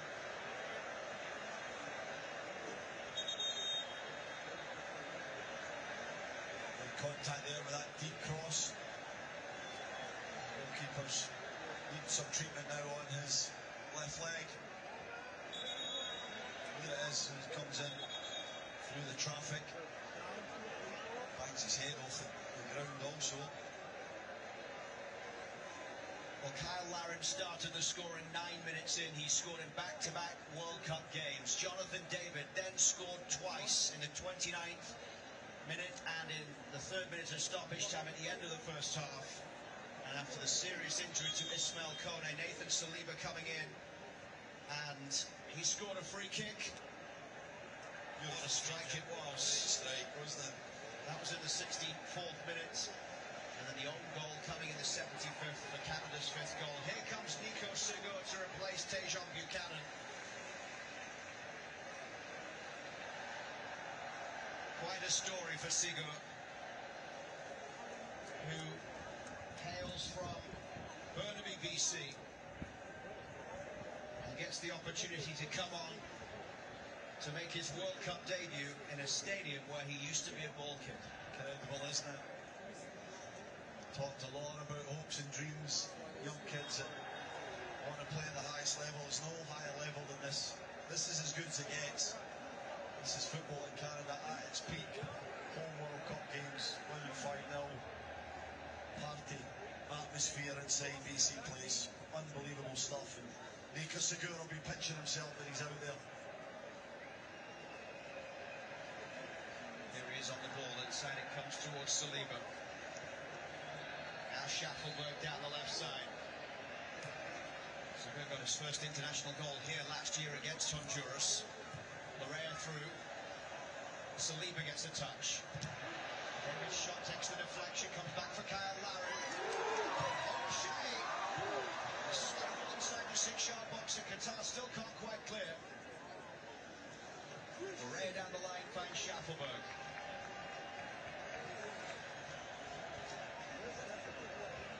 Eustachio.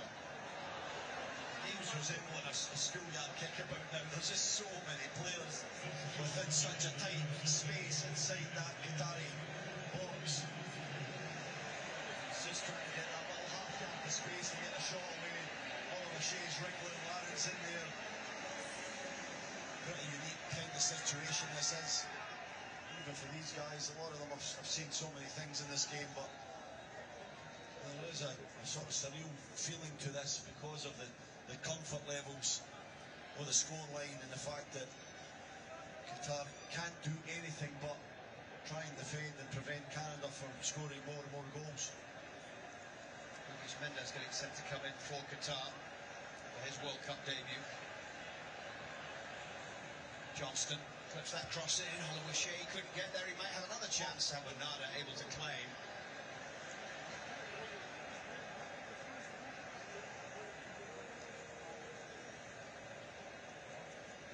Jonathan David got those 2 first-half goals. He hasn't had a shot in the second half. Still on a hat-trick. Yeah, just had that one there that was blocked. Never made it to the goal, but I'd be thinking there's a World Cup hat-trick here for him. That's why he's still on the field. Jesse Marsh giving him all the time possible to achieve that. So go down the right side. Back to Eustachio. Along for Jonathan David. Jonathan David from distance. Looks back towards Saliba. Wide to the left now. Schaffelberg keeping this one in play. The winger from Port Williams, Nova Scotia. Inside it goes for Larea. Saliba. Trying on the end of this one through from Jonathan David. Saliba's ball in. It's gone behind for another Canada corner. Off Alawi. And here comes the change. Around the stadium is because they've just shown Christine Sinclair on the scoreboard here.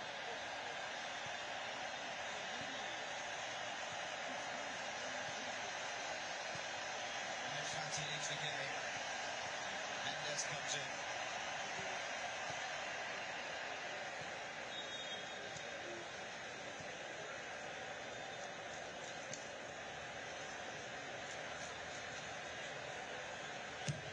Eustachio in towards the front post. O'Shea couldn't get there, but it comes back out to the edge of the area for Bombito. Eustachio. Bombito. And free kick for Qatar. Just a tug of the jersey there by Moise Bombito. It's not too often he'll make a little inside run like that in the box as a centre-back. Acting like a striker. He's got that luxury, isn't he? Because everyone's just out and out attack. So a reminder of where we're at here for those who tuned in later on in the game. Canada, with this result, will go top of the group. That would mean then that they would be level on points with Switzerland, but above them on goal difference. So coming into the final game of the group stage next Wednesday, Canada can win the group with a draw against Switzerland. And that is absolutely a scenario Jesse Marsh would have been happy with when how much we came in about this. Look, we've talked about this for way over a year. Every single week about best case scenarios. That is dream scenario. Segura. Johnston. Now it's Eustachio. Eustachio's ball into the box. Oh, Shea can't get there. It's literally a training drill right now. It is, but it's the World Cup. And so you've got to keep your concentration, because you want to get yourself on the score sheet or have an assist, do something significant. Canada have still kept the tempo quite high. They've still tried to move the ball around, and they are still creating little opportunities. There might be even more goals in this game. Jonathan David, who scored 2 already today, to the back post for Schaffelberg.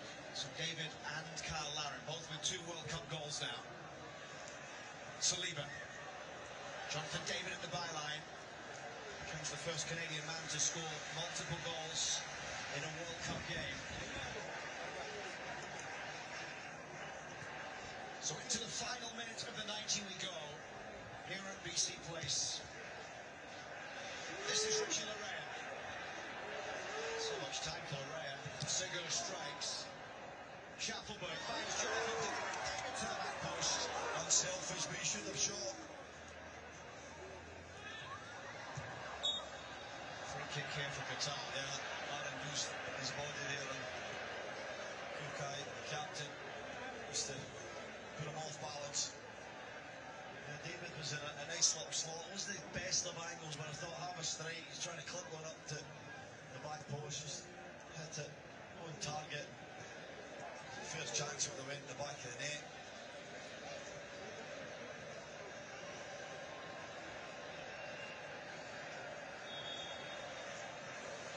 Vancouver has been an incredible World Cup city so far. So much happening in downtown Vancouver. This is the second game in this stadium. It was packed with Australia and Turkey fans on Saturday for the first game. 9 minutes of stoppage time to be added on here. Should probably be more, because the stoppage for Kone's injury was over 6 minutes, and then there's the 3-minute hydration break as well.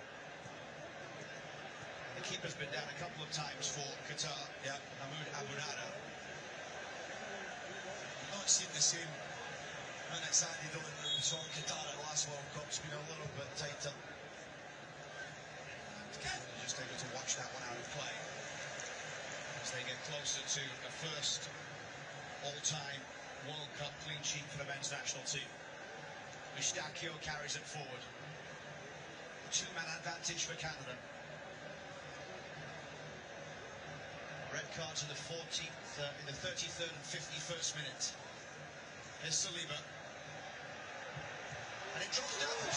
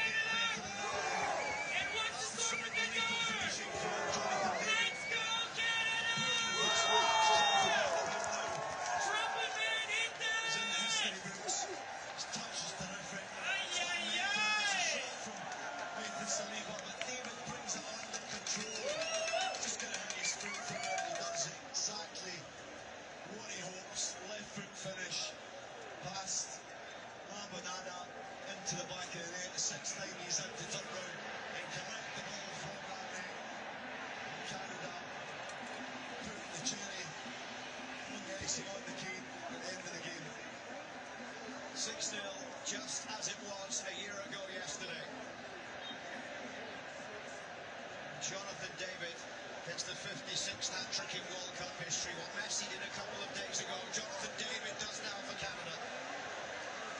Second ever hat-trick at the World Cup by a CONCACAF player. The first since 1930. Jonathan David's third career hat-trick for his country. Schaffelberg. Saliba.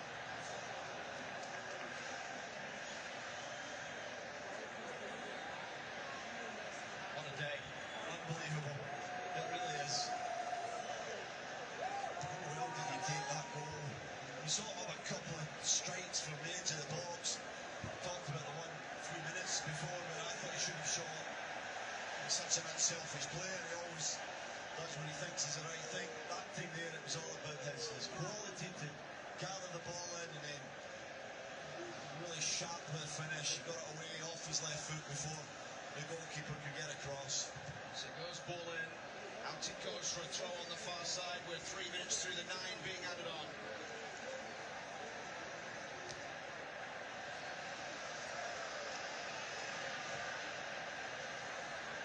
Bombito. Larea into the path of Schaffelberg. Schaffelberg puts this cross in back post. Abonada able to get there.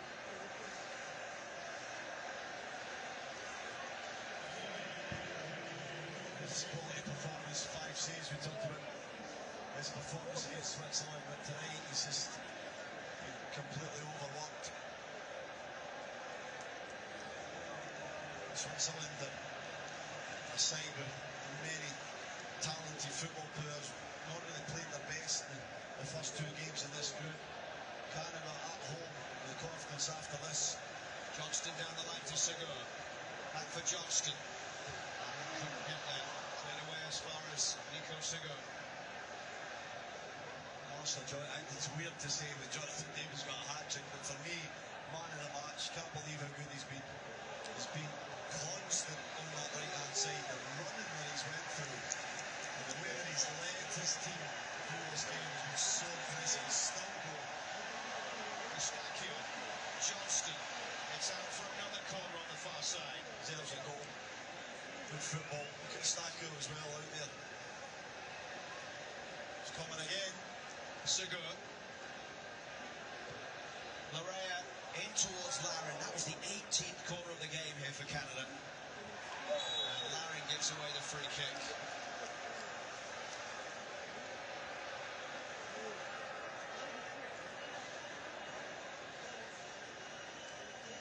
Well, Jonathan David scored 3 goals from 5 shots on target after questions all week long about his goal-scoring form. Haven't had an easy time of things to end the season with Juventus in Italy. Only 1 goal in his last 13 league games in Serie A for Juventus. 2 goals in 10 for Canada. 3 goals in 90 minutes today. World Cup goals. World Cup goals.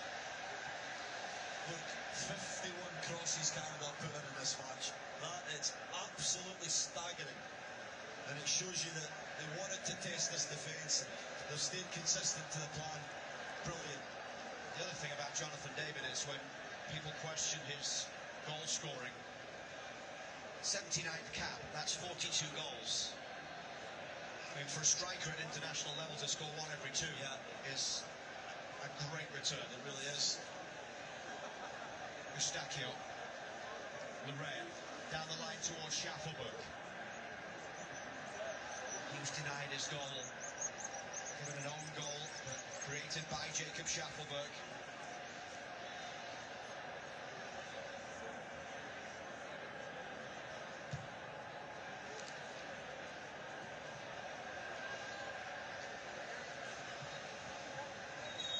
Right now, Jonathan David tied with Lionel Messi for the World Cup Golden Boot.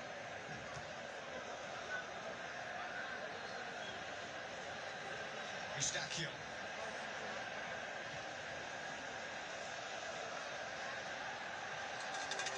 Canada starting to ring out around BC Place here. Johnston's cross in. Just bounces it away. That's too high for him. But look at them still chasing with such tenacity to get there. It's not enough. It's the killer mentality from Canada. Just relentless wave after wave of attack. Even though they're playing against 9 men, it's not easy. Here's the goal. You can see Jonathan David's clearly onside. A yard or 2. Loved his first touch. Instinctive. Just the way that he just cushions it, look, he just sort of draws his foot back and takes the sting off the shot, puts it in the perfect spot to just strike through it. What Jonathan David achieved today is rare. I know Canada are running away with this game. Qatar have 9 men, but it's a World Cup hat-trick. Stevie, the last time a host nation had a World Cup hat-trick was England, Jeff Hurst, in the 1966 final. It's so historical. It doesn't matter what's on in this game. It doesn't matter that playing against a poor side in Qatar. He's done it at the highest level possible. O'Shea's ball back in. Battling to try and get there. Here's Cripple halfway. He's got a surprise shoot from the crowd. Bobito. Now Larin. Through towards David and just hammered behind by our break for another corner on the far side. We've played the 9 minutes of stoppage time. This will probably be the last action of the game. Saliba with a header. David couldn't keep it in play.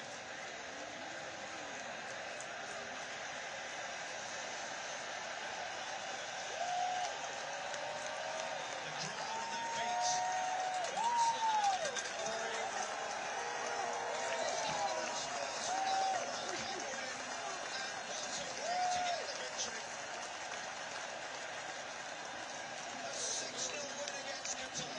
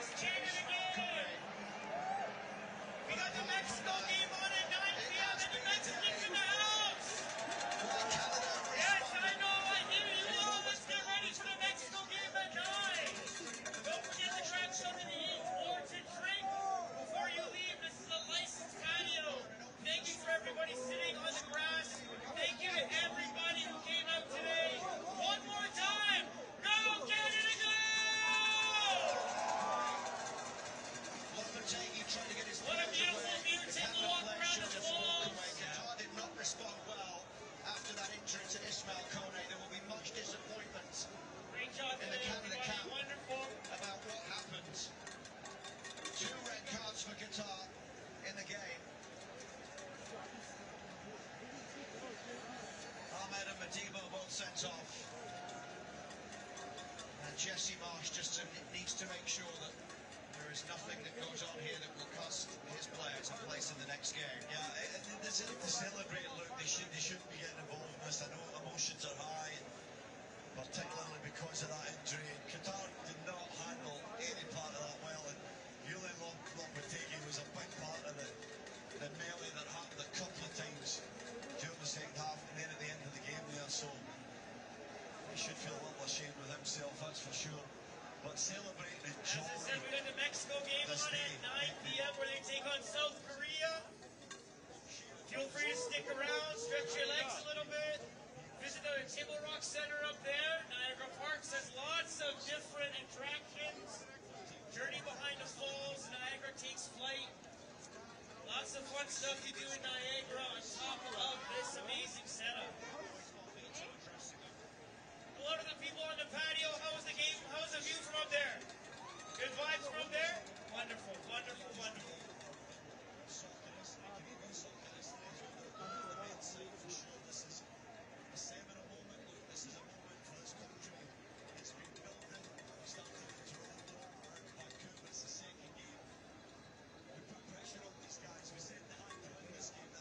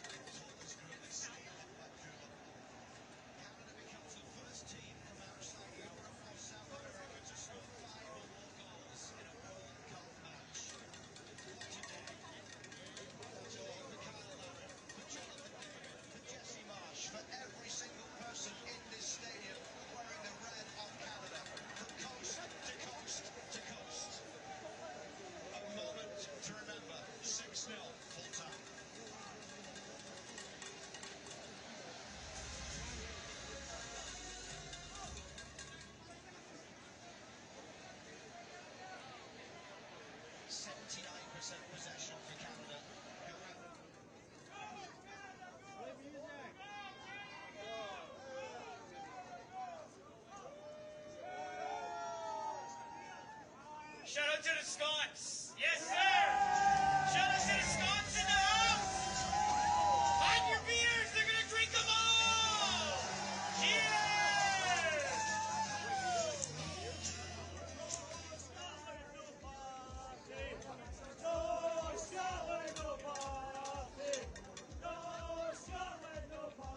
Sing it.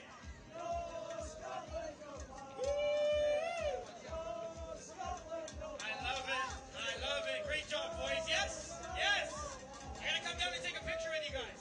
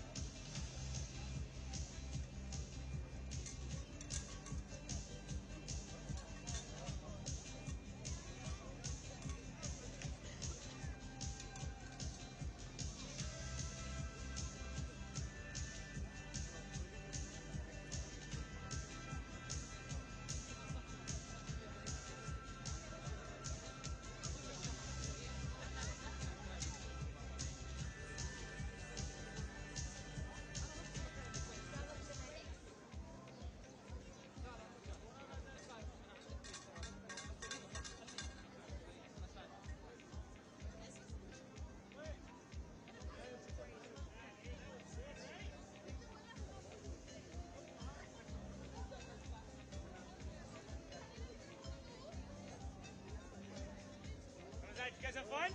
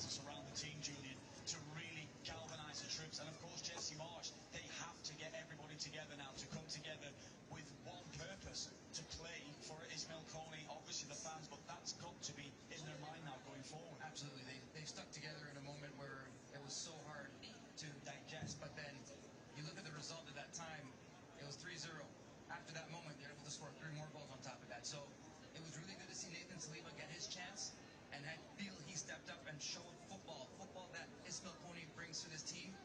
Saliba, for me, in my opinion, Tiba has that quality of play that can really elevate the team to another level. Yeah, we were speaking a bit about it before he even came on. You know, I asked you, who would you like to see? He was one of the guys you said. Saliba, so much quality, big talented player, and he stepped up, he took his moment. Of course, you know, none of us want to see anything like that happen to any of our players. Ismail, you know, is a very good, you know, ex-teammate of mine and very good friend, and I just wish the best for him and his family, and yeah, as we can see, the team is going to be fighting for the rest of this tournament for him.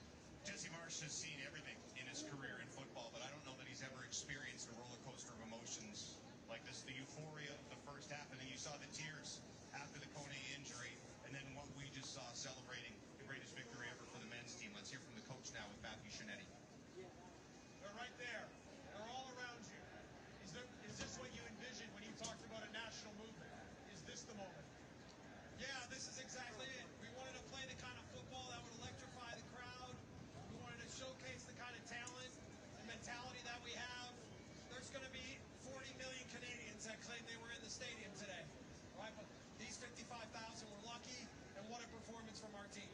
But I imagine your heart, your mind is with Ismail Kone. What does he mean to this group? Look, I mean, Ismail is such a great kid. He's so imperfect, but that's part of why you love him, right? Because he can do great things, things that nobody else can do. And then the next moment he loses concentration for a second, but he really embodies a lot of what the team is. I thought against Bosnia he was our best player because he was the one guy that wanted the ball, wanted to get going, and wasn't afraid. And it's a huge loss for us. He'll be fine, right? We'll get him good doctors, we'll get him back. Obviously our heart is with him, but that kid's got a big future, and he's a big part of everything we do. As you introduce this team to many of the 40 million Canadians, that reaction after Ismail went down from the team, what do you hope the country sees from that as you prepare for Switzerland? Look, I've said all along that the best resource of this national team program is the players. They embody everything that's great about this country. They're incredibly kind and generous and giving to each other, but they're also great players, they're great talent, and they're great competitors. So, coming here, my idea was to try to elevate them in every way to really tap into their potential. And so we saw that today, right? I'm really thankful for all of them. It's a great group of kids. I'm so proud to be their coach, and we're going to keep going. Congratulations, Justin. Thank you. They are in a dream position now, chance to win the group against Switzerland, barring something unforeseen. They'll finish no worse than second in the group and qualify for the round of 32, get out of the group for the first time ever. The guys who called us were Luke Wong and Stephen Cole. Guys. A history-making moment for Canada's men's national team, and the way in which they got that first World Cup win was incredible to watch. From the moment that game kicked off, they were on the front foot, just as Jesse Marsh had requested, Stevie. Yes, the concentration levels and the commitment to the task that they were put out there to do was just tremendous throughout. The performances from every single player that played a minute on this field was so impressive as well. To do that on this stage with all the emotion that's surrounding a game like this, the family that are in the game, the whole country watching, is such a difficult thing to do. We've got to recognise what these men have achieved tonight. It's historical. It really is. It's unbelievable to go out there and put in a performance like that on the biggest of stages, and they just were relentless. They kept going and going and going, and hard to pick out any one individual. Jonathan David got a hat-trick. Yeah. I thought Alistair Johnson was amazing. Larea. So it's really hard to pick out an individual because this was about the team and the togetherness and the momentum that they seem to have going in this group now. It's going to be exciting, the Switzerland match back here at Peace Place. The only negative was the injury to Ismail Kone, but as Jesse Marsh has said, Ismail Kone will come back stronger as they move on, and now it provides opportunities for someone else. It does. My thoughts go out to him. I've spent a lot of time with Ismail Kone. I've coached him in the past. A wonderful kid, an amazing talent, and it's a horrible moment, a sickening feeling. That was a hard game for me to call, because being out there on fields with teammates of mine who are injured is such a difficult thing. And it's like the moment of your life. You're playing a World Cup game and your mate breaks his leg, and it's just so hard. It's horrible to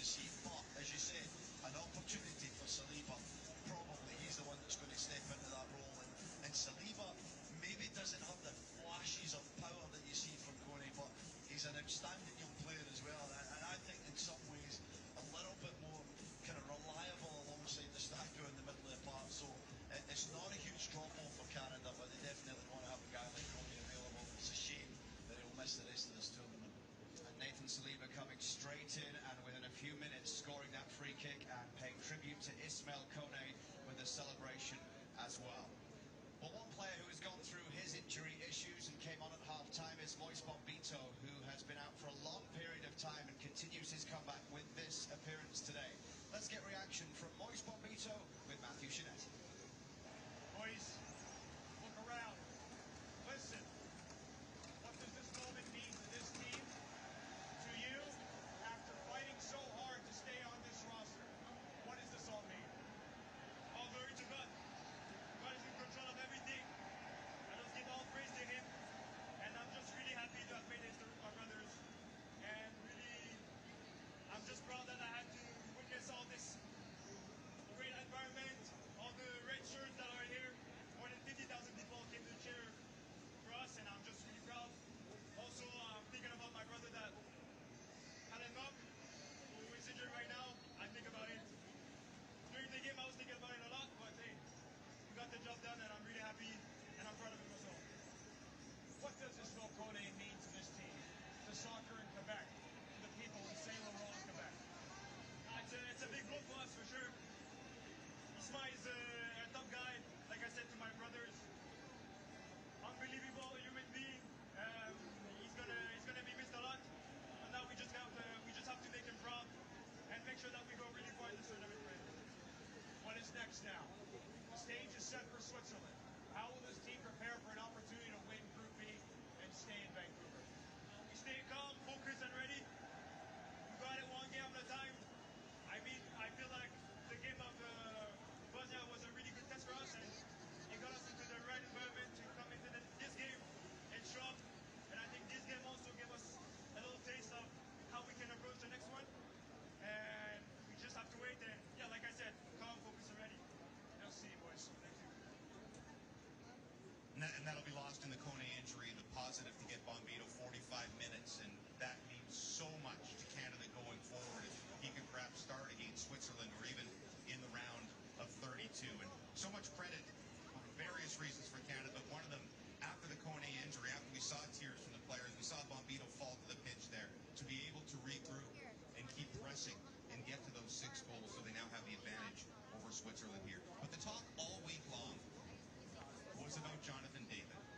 Just a miserable performance against Bosnia in Toronto. Hasn't been good for Canada in a while. And to not just score, but to score a hat-trick. The first hat-trick, by the way, for a CONCACAF player since 1930 at the World Cup. Who was that, Kev? I'm just kidding. And here it is. I mean, to now have David and Larin on form at the same time is just brilliant going forward. It is brilliant. The first Juventus player actually to score hat-trick since 1982, James, as well. So it's Paolo Rossi. I mean, Julian, you spoke to him. I think you might have been calling for him to be dropped today, Julian. I wasn't looking that up. But the thing is, I think with Jonathan David, I feel as though he always has to play. And I know it's easy saying that now when he scores a hat-trick. We spoke last year, James, and I'll go back to the date last year at the Gold Cup. He was on the verge of signing for Juventus in that huge deal, and he was playing at the Gold Cup. Jesse Marsh gave him an option to miss, but he felt it was a priority to play at that Gold Cup to be ready for this moment. So yes, he didn't have his greatest day last Friday in Toronto against Bosnia and Herzegovina, but today he showed up, and I think he had it felt a little bit like Carl Larin coming on, Julian, where he had to show people, I am the man, and he showed it today. He showed up in a big way. And not just only that, the guys around him, you know, they needed the support and the performance of Tejan Buchanan to be a bit more direct. They needed the support and performance of Ali Ahmed as well to be going at guys 1v1. But the crosses in the box is exactly what we were talking about as to how you get those guys involved, because as Jonathan David and Kyle Larin, number 9, your job is to crash the box, and you can put that on repeat, but the service also has to come in, and that's exactly what the boys were able to do today. Yes, of course, and keep doing it over and over. Put yourself in those positions where you feel like if that ball comes, I'm going to put the ball in the back of the net. That's all you can ask for from a coach. That's exactly what these guys did. The first goal from Jonathan David, I mean, unbelievable. The focus, the composure that he had, kept his eye on the ball, and great finish. And you break the ice again, and then it's smooth sailing from there. And I think Julian spoke about the crosses, 52 crosses today, James. That's insane. 52 crosses going in. So we spoke about the supply line, the service was there, and these guys delivered. The shots were 32. I'm used to that from my hockey broadcast, not from football. A TSN Ingredient Success presented by Loblaw, Zayre's independent grocers. Food for all your moods. Kev, you went through these before the match.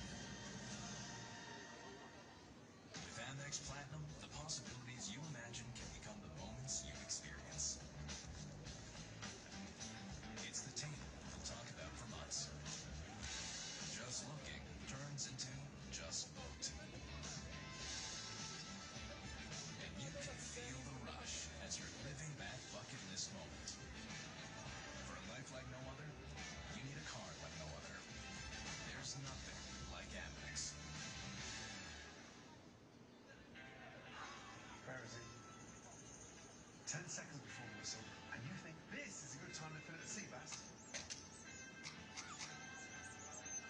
Really, Terry? Come on. Scotland's next to the game. Just get them delivered, you donut. What are you doing? You need to leave. Gordon Ramsay. Who could cook at a time like this?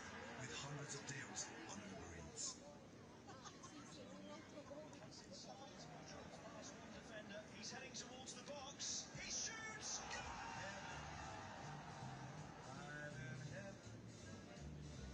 And my heart beats so that I can hardly speak.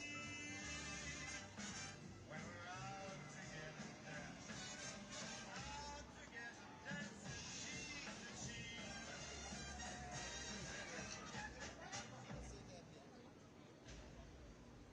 Beaver, bird, frog, hoppers on Disney Plus.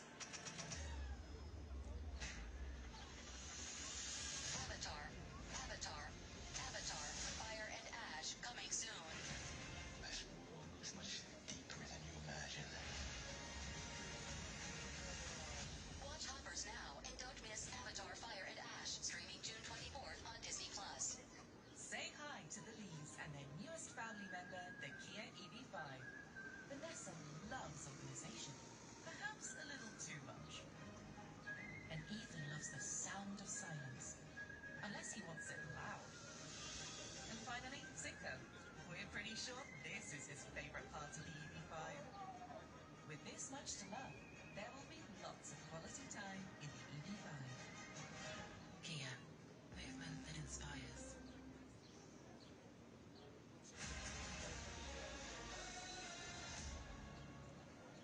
6 days ago in Toronto, Kyle Larin came off the bench and scored late to steal a point for Canada. This time he starts things early. 16th minute, and Canada was off and running towards the round of 32. Here's Kyle Larin with Matthew.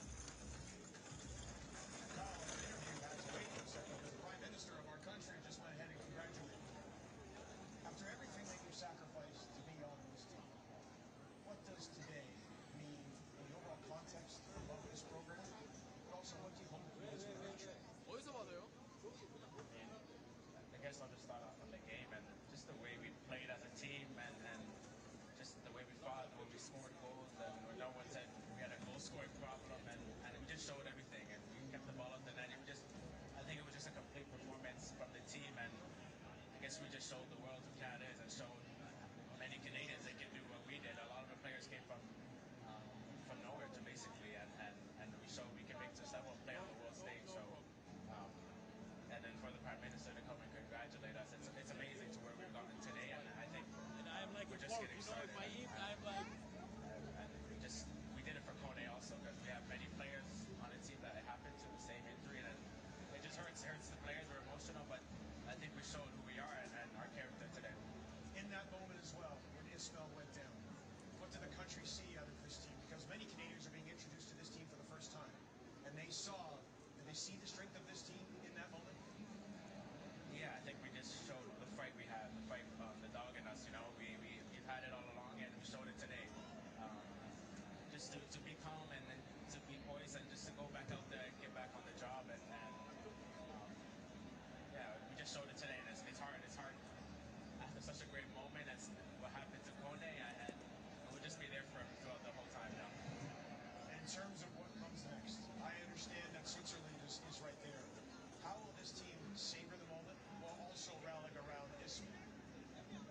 Yeah, Switzerland's around the corner, and we need to get ready for them, and their job's not finished. I think we just showed what we can do, and I think we can do it way better. But the next game is we'll score in Switzerland, and we'll have Kone in the back of our minds, and just to do it for him. And the guys on this team are very close. We're like brothers, so I think we just have to go back and just think about what just happened and take it what we just did, and then take it to next game and use that for next game. Congratulations, Kyle. Thank you very much.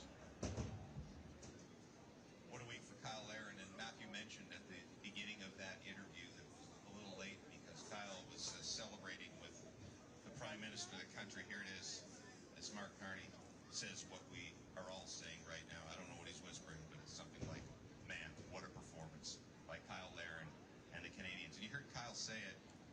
showed Canada what we can do. They showed the world today. If you think of the world audience watching this and the way Canada dominated from start to finish and the way the team rallied around Kone, I think maybe they have a chance to be the darlings of this tournament in a way, perhaps. Yeah, very much so. And especially with what happened as well to Ismail Kone, I think there'll be a lot of eyes on this team now. They'll see the quality that they've got. Jesse Marsh has continuously spoken about that, the quality, the group, togetherness, and everything that goes with it. They've been questioned, probably we both questioned them. They've obviously looked at this moment, this Qatar game, as probably been the biggest one in the group, because we all expected Canada to win, but we didn't expect it to be so emphatic. And the way that they opened Qatar up at times, the tempo that they played at, the pace they played at, Kyle Lowry getting up and running, that celebration now, that will be an iconic celebration. Those got to be t-shirts printed right now of Kyle with the two fingers in his ears. Oh yeah, I think that will be everywhere. We'll start seeing a lot of kids start doing it when they celebrate in the little parks and all that around the country. But yeah, that's what you need in these moments in a World Cup. It's moments like that that really everybody just really focuses on. And yeah, I'm happy for Kyle. I'm happy for the team and the way they played today. They just kept going at them and, crossing from everywhere.